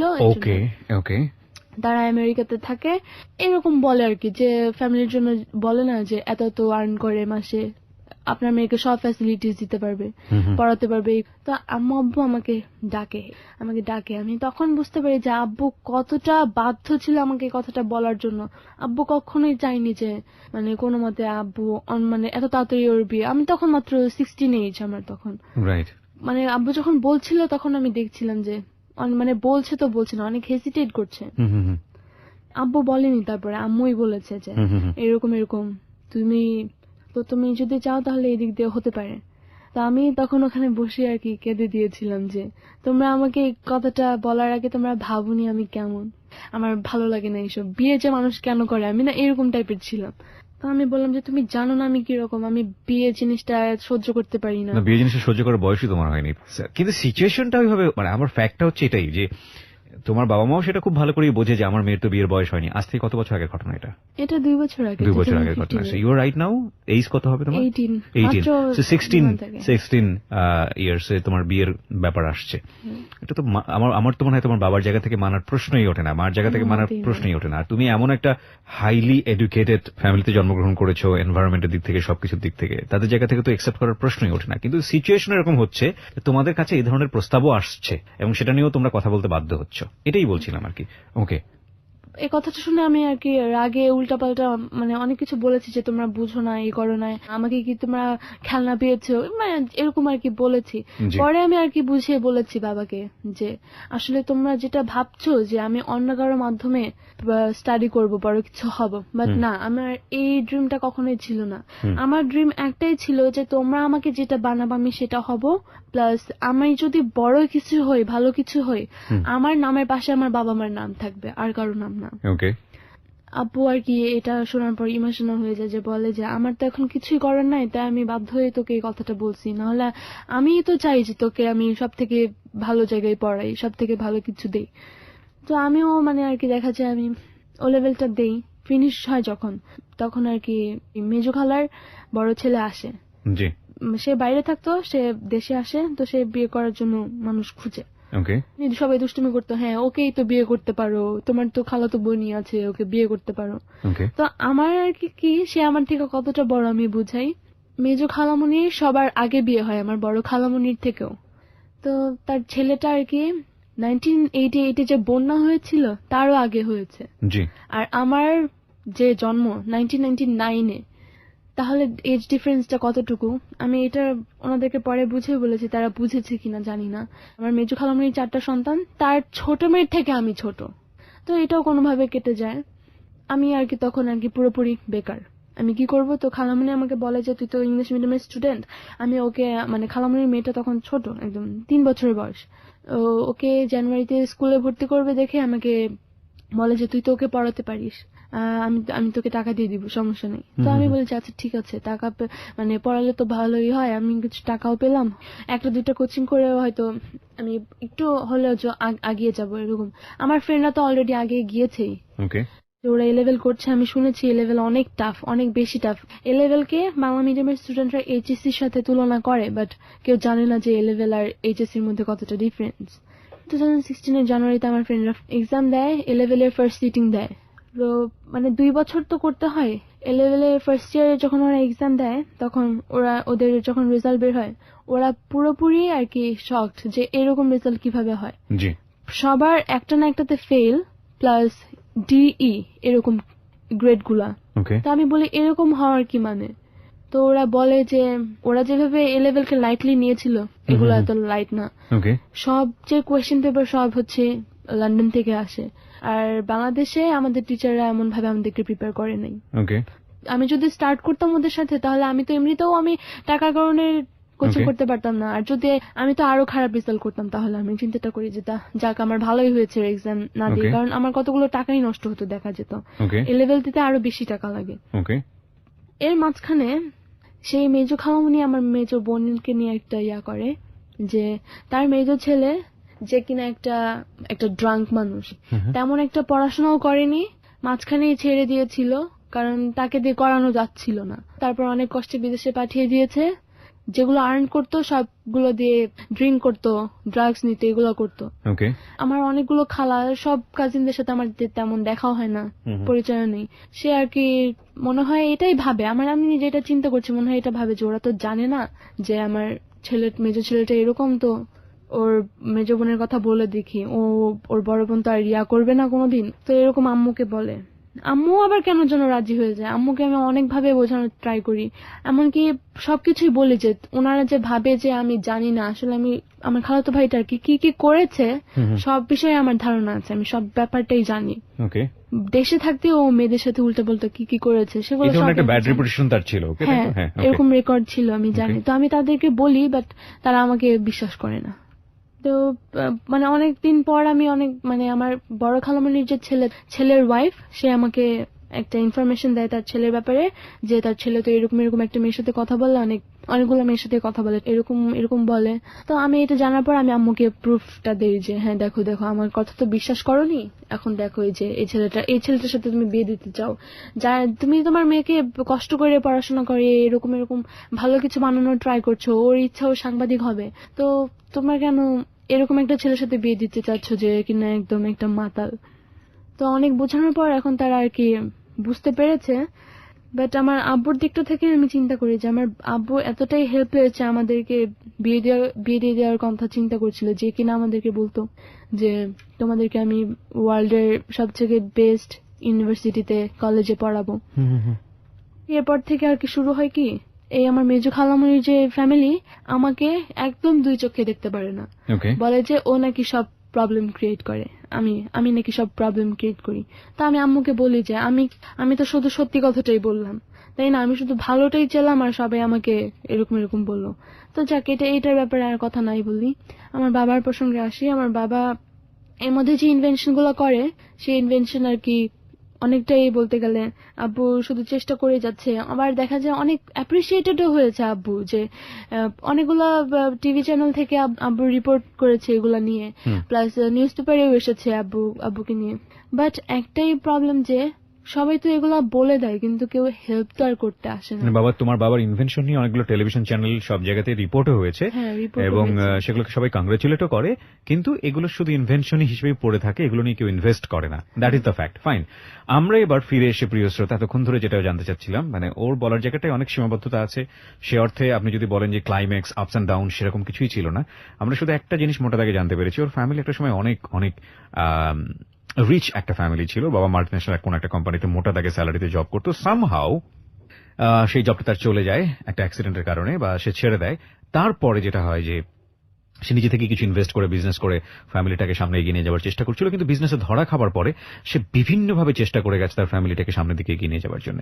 কিন্তু যতটুকু বুঝতে পেরেছি এই সময়টাতে সে কিছু ইনভেন্ট করেছে, কিছু আবিষ্কার করেছে, যেটা যদি ফ্রুটফুল্লি কাজে লাগানো যায়, খুব ভালো ইনভেস্টর পাওয়া যায়, তাহলে এটা দ্বারা দেশ ও জাতি যতটা উপকার হবে ওর ফ্যামিলির জন্য তো অবশ্যই হবে, কিন্তু কেন সেটা হয়নি, প্রশ্ন হচ্ছে সেটাই। আমরা সেই প্রশ্নের উত্তর নিয়ে ফিরে আসবো এবং বারবারই বলছিলাম যে আজকের এই অনুষ্ঠানে যদি কোনো ইনভেস্টর থাকেন, কি সেগুলো প্রোডাক্ট এবং কি নিয়ে কথা বলা যেতে পারে সেগুলো নিয়ে আমরা অবশ্যই কথা বলবো। আমার সঙ্গে চাইলে যোগাযোগ করতে পারেন, ওই ফ্যামিলির সঙ্গে যোগাযোগ করতে পারেন। এবং ছোট্ট একটা বিরতি, মাত্র 5 মিনিট পর আমরা আবারও ফিরে আসছি ক্লোজ আপ প্রেজেন্স হ্যালো 8920-তে। Please stay tuned. Close Up presents Hello 8920. Close Up. The closer, the better. Close Up presents Hello 8920. Close Up. The closer, the better. আমন্ত্রণ আরো একবার প্রিয় শ্রোতা, আপনারা শুনছেন ক্লোজ আপ প্রেজেন্স হ্যালো 8920। আমি আরজি কিপ্রিয়া আছি আপনার সঙ্গে এবং কথা না বাড়িয়ে নাদিয়ার কাছে আবারও ফিরছি। নাদিয়া, যেখানটা আমরা ছিলাম, বাবার ইনভেনশন নিয়ে তুমি কথা বলছিলে। আমাকে একটু বলো যে ছোট ছোট করে তোমার বাবা কি ধরনের ইনভেন্ট করে বা কি কি প্রোডাক্ট এখন পর্যন্ত ইনভেন্ট করতে পেরেছে? মানে আব্বু যেগুলো ইনভেনশন, মানে মূলত আর কি ওগুলো বাইরের দেশেও আছে, কিন্তু বাংলাদেশের প্রথম এবং বাংলাদেশের মানুষের জন্য আর কি ভালো, বাংলাদেশ মানুষ যেন ইজিলি অ্যাফোর্ড করতে পারে এরকম টাইপের। আব্বু অটোমেটিক লাইট ইনভেন্ট করেছে, যেগুলো আর কি অটোমেটিক, মানে মানুষ আসবে তো চলবে, মানুষ চলে যাবে তো বন্ধ হবে। প্লাস এটা মানে ঘরের জন্য যে একটা ফ্ল্যাটের জন্য যে দরকার, মানে টিভি, ফ্রিজ, এগুলোর সাথেও কানেকশন করা যায় এগুলার, এরকম কিছু ইনভেন্ট করেছে। তারপরে street light, automatic street light, যেগুলো বাংলাদেশের সিটি কর্পোরেশনের কাছেও বাবা গিয়েছিল, অনেক পেপারস জমা দিয়েছিল, বাট মানে তাদের কাছে এমন ভাবে পৌঁছাতে হবে যাতে তারা মানে তাদের নজরে জিনিসটা আসে। ওকে ওকে, মানে তাদের কাছে যাই না বিষয়গুলো। আচ্ছা, ওকে। তারপরে বাবা অনেকগুলো বড় বড় কোম্পানির সাথেও যোগাযোগ করেছে, তো কয়েকটা থেকে সারাও পেয়েছে, বাট আব্বুর কারণে আব্বু যেতে পারেনি। এই স্ট্রিট লাইট নিয়ে যে আর্মি থেকেও আর কি অর্ডার এসেছিল, বাট আনফরচুনেটলি টাকার জন্য করতে পারিনি, অনেক বড় একটা অর্ডার ছিল। তো আব্বুর শুধু এতটুকুই চিন্তা যে মানুষের কাছ থেকে প্রশংসিত হই আমি ঠিকই, কিন্তু মানে এমন কেউ নেই যে আমাকে একটু হেল্প করতে আসলো। বাবা আর কি বলে যে আমি শেষমেশ কি বাংলাদেশে ভালো, যে আমি কি নিজের এত বড় ক্ষতিটা করে বসলাম। মানে ওই লসের পর বাকিটা সময় যে যতটুকু চিন্তা করেছে শুধু বাংলাদেশের ব্যাপারেই চিন্তা করেছে, বাংলাদেশের এই কোন দিকে ভালো হয় কোন দিকে খারাপ হয় সবকিছু চিন্তা করেই বা আব্বু ভালো জিনিসগুলো বানানোর ট্রাই করেছে। তা আব্বু শুধু চিন্তা করে যে এত জায়গা থেকে আমি সাড়া পেলাম, বাট এমন কাউকে পেলাম না যে আমাকে একটু হেল্প করতে আসবে, মানে হিউম্যানিটির কারণে, কেউ নিজের স্বার্থের কারণে হেল্প করতে আসবে না।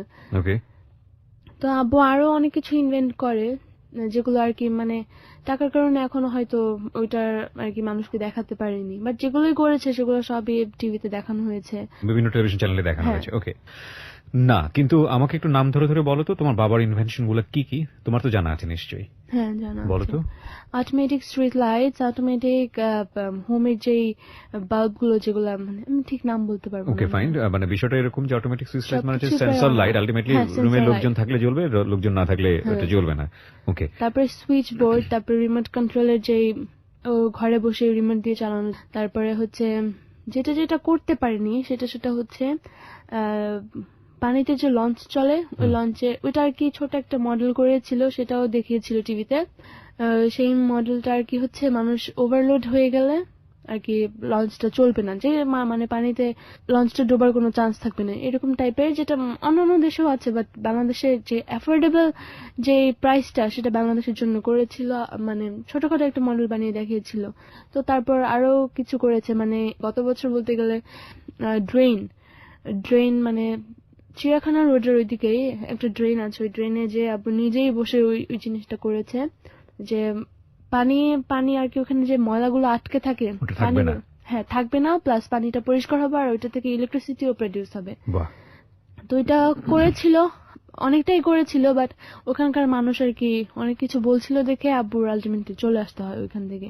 ওখানকার মেয়রও বলছিল যে না, আমার এলাকায় এসে আমার এখানে এমন কিছু করা যাবে না, যাই করেন আপনি আপনার নিয়ে আসতে হবে, পারমিশন লেটার নিয়ে আসতে হবে। হ্যাঁ, তো আব্বুর কাছে পারমিশন লেটারটা ছিল না দেখে আব্বু ওইখানে অর্ধেকটা করেই চলে এসেছিল, মানে এতটুকু করেছিল যে একটা মানে বাল্ব জ্বালানো যায়, ছোটখাটো একটা মানে একটা মডেল করেছিল।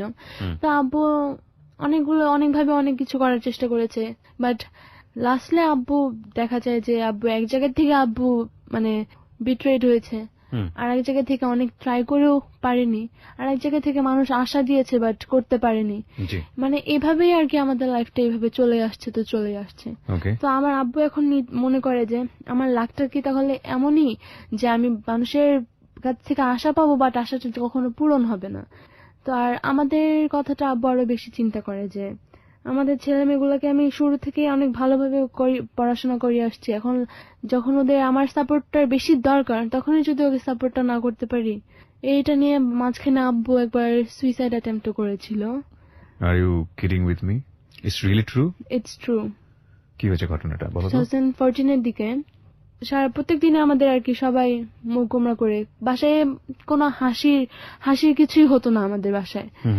এমন ভাবে দিন যাচ্ছিল। তো আমার ছোট মামা আমাদের বাসায় ছিল, আব্বু আম্মুর এরকম বিজনেস নিয়ে কি যেন একটা ঝগড়া হয়। সারাদিন আম্মু মনে হয় বলে সারাদিন বসে বসে বাসায় শুধু ইনভেনশনই করবা, বাসার বাইরে যে একটু দেখলেও তো পারো। তো আব্বু বলে যে না, আমি অনেক খুঁজেছি আমার জন্য জব আছে কিনা, বাট এখন যে যে জায়গায় আমি গিয়েছিলাম মানে আমার জন্য যেই ভ্যালিডিটিটা ছিল তারা সেটা পূরণ করে ফেলেছে, ওখানে এখন মানুষ আছেই, আমার দরকারটা এখন তারা বোধ করে না। অনেক বড়ই ঝগড়া হয়েছিল, আব্বু দরজা বন্ধ করে ফেলেছিল, তখন অনেকটা মামাকে দিয়ে বলে টলে তারপরে বের করে এনেছে। মানে হি অ্যাটেম্প্ট টু সুসাইড? না, তখন কিছুই করেনি, বাট যেটা ট্রাই করেছিল সেটা রাতের বেলা, রাত 3টার দিকে। আমার এইসব চিন্তা করে আজে বাজে অনেক কিছু চিন্তা করে ঘুম আসছিল না। তো আব্বুদের রুমের দরজাটা আমি খোলা, তো আমি লাইটের আলো আসছে, তো আমি ভেবেছি এত রাতে আব্বু কি করছে, কম্পিউটারে কাজই করছে নাকি অন্য কিছু করছে। তো আমি ভাবলাম যে দেখি, আমার এমনিতে কখনোই মনে হয় না যে আমি একটু দেখি, বাট সেদিন আমার কেন যেন মনে হচ্ছিল আমি একটু দেখি। তো আমি যখন যাই তখন দেখি আব্বু কি যেন লিখছে, কম্পিউটার টেবিলে বসে কি যেন লিখছে। আমি যখন যাই তখন আমি বলি যে আব্বু কি করছো, আমাকে দেখে আব্বু এটা বন্ধ করে ফেলেছে। তুই এখনো কেন জেগে আছিস, ঘুমাসনি কেন? আব্বু আমাকে এটা বলে। তো আমি বললাম যে এমনি ঘুম পাচ্ছিল না। তা বলে এটা কি লিখতেছিলাম, মানে তারপরে আমি আব্বুর কাছে যে বললাম যে এটা কি লিখছিল, কোনো কাজের কিছু কোথাও জমা দিবা? আব্বু বলে কি হ্যাঁ জমা দিব, দেখে লিখছি। তো আমি বললাম যে আচ্ছা দাও তো দেখি, কোনো কারেকশন করতে হলে আমি কারেকশন করে দিই। বলে যে না থাক, তোমাকে করতে হবে না, আমি নিজে করে নিব। বললাম কি দাও, আমি তো জোর করে, বলতে গেলে একদম জোর করে, আমার মনের মধ্যেও কেমন একটা হচ্ছিল যে কি এমন যে আব্বু আমাকে দেখায় না, এমনিতে তো লেখার সময় আমাকে দেখাইতো যে এটা এরকম ঠিক হয়েছে কিনা। তো আমি জোর করে নিয়ে যখন দেখি পড়ি তখন দেখি যে আব্বু লিখছে, আমি আমার লাইফে অনেক কষ্ট পেয়েছি, মানুষকে কষ্ট দিয়েছি, আমার ফ্যামিলিটাকে অনেক কষ্ট দিয়েছি, আবার যারা আমার সাথে জড়িত ছিল তাদেরকেও কষ্ট দিয়েছি, আমার মাটাকে আমি কষ্ট দিয়েছি, তা আমার জন্য তাকে অনেক কষ্ট করতে হচ্ছে। আমি মারা গেলে আমার জন্য কেউ দায়ী না, যদি আমার ফ্যামিলির কোনো ক্ষতি করার চেষ্টা করে আর কারো নাম লিখে দিয়েছে যে এরা দায়ী থাকবে যদি তাদেরকে আপনারা খবর নিবেন, এরকম কিছু লিখেছে। তো আমি দেখে মানে আমার কোনো দিক দিয়ে আর কি সেন্স ছিল না, মানে আমি আব্বুই বা কেন হঠাৎ করে এরকম কথাটা লিখবে, তার মানে আমি যদি আজকে ঘুমিয়ে যেতাম হয়তো বাবাকে সকালবেলা নাও দেখতে পারতাম। আমি তখন আল্লাহর কাছে একটু শুকরিয়া করলাম যে হ্যাঁ আমি এতক্ষণ জেগে আছি, ভাগ্যিস আমি দেখতে পেরেছি জিনিসটা। তো আমি আর কি ওখানে কান্নাকাটি শুরু করে দিই যে কেন তুমি এরকম করবা, আমরা কি নেই, তুমি যদি চলে যাও তুমি বুঝো না যে আমাদের কি হবে, আমাদেরকে কে দেখবে। তো আম্মু বলে যে হ্যাঁ তোর বাবা তো এটাই চায় যে তোর বাবা চলে গেলে উনি চলে যাক, আমাদেরকে এভাবে রেখে যাক আর আমরা ধ্বংস হয়ে যাই। তা আমার কান্নাকাটি শুনে আমার ছোট বোনটা আর কি অনেক সেন্সিটিভ মানুষ, ও যতটা ও তেমন একটা বুঝে না, মেজোটা ও সবকিছুই লাইটলি নেয়। ও এসে বলে কি হয়েছে তুমি কাঁদতেছো কেন, এত রাতের বেলা তুমি কেন কাঁদতেছো, আব্বু তুমি ওকে আপুকে কিছু বলছো আবার, এরকম বলছে। তো আমি বলছি যে কিছু না, আমি আর কি ততক্ষণে ওই যে একটা প্যাডের মধ্যে লিখছিল, প্যাডটা আমি ছিঁড়ে জানালা দিয়ে ফেলেও দিয়েছিলাম। যে মানে তখন আমার এতটাই রাগ হচ্ছিল, আমি মানে হাতের কাছে কিছু পেলে আমি তখন ভেঙে ফেলতাম। আমার এমন মনে হচ্ছিল যে কেন এরকম হবে, কেন আব্বু এরকম করবে, এরকম মনে হচ্ছিল। তো অনেক কথা টথা বলার পর আব্বু নিজেও আমাদেরকে দেখে কান্নাকাটি করলো, বললো যে হ্যাঁ কতগুলো বছর তো এইভাবে মানে বেঁচে আছে, এইভাবে একদম মরার মতোই বেঁচে আছি, দেখি আরো কতগুলো চেষ্টা করি, দেখি তোদেরকে নিয়ে ভালোভাবে বাঁচতে পারি কিনা। তো সেদিন আর কি অ্যাটেম্প্ট করতে দেওয়া হয়নি, এরকম আমরা করতে দেইনি, এটাই আর কি। যদি না, আমার মনে হয় যদি না জেগে থাকতাম তাহলে হয়তো আব্বু অবশ্যই কিছু একটা করতো। ফাইন, এই যে জীবন গল্পটা এই জীবন গল্পটা এখানে প্রচার করার অন্যতম কারণ হলো যে একটা ফোন কল, সেই ফোন কলটা আমরা এখন শুনবো। আমি হ্যালো 90তে আমার পরিবারের এবং আমার বিশেষ করে বাবার কষ্টের কাহিনীটা আমি বলতে যাচ্ছি। প্রথমে কাহিনীটা বলছি।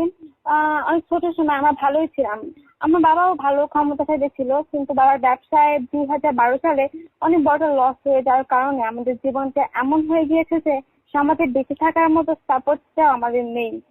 আমার বাবা বিভিন্ন আবিষ্কার আছে যা মানুষের কাছ থেকে অনেক প্রশংসিত হয়েছে, এমনকি টিভি নিউজেও প্রচারিত হয়েছিল, বুয়েট থেকে অনুমোদিত হয়েছিল, কিন্তু টাকার সাপোর্ট কোথা থেকে পাচ্ছিল না। আমাদের অনেক ভালো স্কুলে পড়িয়েছে, এমনকি আমার বড় বোনকে ইংলিশ মিডিয়াম স্কুলে পড়িয়েছে, কিন্তু টাকার অভাবে আমার বড় বোনের পড়াশোনাও বন্ধ হয়ে গেছে। আমাদেরকে অনেক বড় হতে দেখতে পেয়েছে আমাদের বাবা মা, কিন্তু আজ আমাদের পরিণতি খুবই আনপ্রেডিক্টেবল। আমার অনেক ইচ্ছে সাংবাদিক হওয়ার, কিন্তু ভাড়া দেওয়ার টাকাটা ছিল না। আশা করি আমাকে একটিবার সুযোগ দেবে সালনের বিরুদ্ধে কষ্টের কাহিনীটা বলার জন্য আমাকে একবার একটু সুযোগ দেবেন। আচ্ছা নাজিফা, তুমি আমাকে ফোন দিয়েছিলে, কল করার পরে তুমি আমাকে এই ধরনের কথা বলেছো যেটা নাদিয়া জানতো না। বেসিক্যালি কলটা নাদিয়ার কাছ থেকে এক্সপেক্ট করার কথা, কারণ ও তো রেগুলার হ্যালো 8920 শুনে, কিন্তু কলটা দিয়েছিলে তুমি, রাইট? নাজিফা কেন দিলে বলো তো? কারণ আমরা যখন শুনতাম, মনে করেন যে ঈদের পরে শুনছিলাম বিনিয়াপার একটা গল্প শুনেছিলাম, রাইট। তো আমি ওখানে কেটে দিয়েছিলাম অবশ্য। তো আমরা না শুয়েছিলাম একসাথে, তখন আপুকে বলে, আপু সবাই তো কত কষ্ট করে, আমরা কি পারি না যে বলতে? আপনার আশা বসেছিলাম যে আপনি কখন নাম্বারটা বলবেন আমরা তুলে রাখবো। তো আপনি নাম্বারটা বললেন, আমি প্রথমে মোবাইল তুলে রাখলাম, বাট আমি বড় বোনকে বললাম না। তার আগে আমি একবার সকালে কল দিয়েছিলাম, আমি বললাম যে আমি তো ছোট, আমি ক্লাস 9-এ পড়ি, আমাকে কি ভর্তি করানো যাবে, আমি কি আসবো? বাট আমি যেতে পারিনি। তারপরে আপুকে বললাম, আপু আমি কি কল দেবো? বললো যে তুমি কল দিয়ে কি করবা, তুমি কি বলবা? তারপরে আমি আপুকে মানে না বলেই তারপর কল দিলাম। কল দিয়ে পরে আপুকে বললাম, আপু আমি তো বলছি, এখন আমরা জানি না কিছু হবে কিনা। আমার স্কুল মানে পরীক্ষা যেদিন, সেদিন আমি স্কুল থেকে এসে আমাকে বাসার দরজা খোলার সাথে সাথে আমাকে বলছে যে হ্যালো 90 থেকে কল আসছে। তো আমি গেটের সামনে দাঁড়ায় আমি চিন্তা করতে পারবো না, আমি এত জোরে চিৎকার দিছি। নিচে আমার ফ্রেন্ড ছিল, প্র্যাকটিক্যাল বই নিতে আসছিল, তো ও আমাকে বলে বাসে কি হয়েছে, কিছু হয়েছে? চিৎকার আমি বলে কি কিছু না আপু, অনেকদিন বলবো। তো এইভাবে আমি বিলিভ করতে পারি না, বলছি কাকে যেতে, আমি বলছি মানে আমাদের কথাটা এই যে আমরা মানুষের গল্প এতদিন শুনে এসেছি, জীবনে চিন্তা করিনি যে আমরা আসবো এখানে আমাদের নিজের গল্পটা বলতে পারবো, তাই তো? ওকে, ঠিক আছে, তোমরা তো গল্প বলেছো, এবং সাথে আমিও একটা কথা বলতে চাই। Any time the door is open. Basically SOCA is a radio presentation and television presentation institute. যাই হোক, আমি ইন ডিটেল বলছি না, সো এটা একটা বিজ্ঞাপন হয়ে যাবে। তুমি যেটার জন্য অ্যাপ্লাই করেছো ওখানে তো আমার কিছু আছে, সো ঠিক আছে, তুমি ওখানে ফ্রিতে যতদিন শিখতে হয় তুমি শেখো।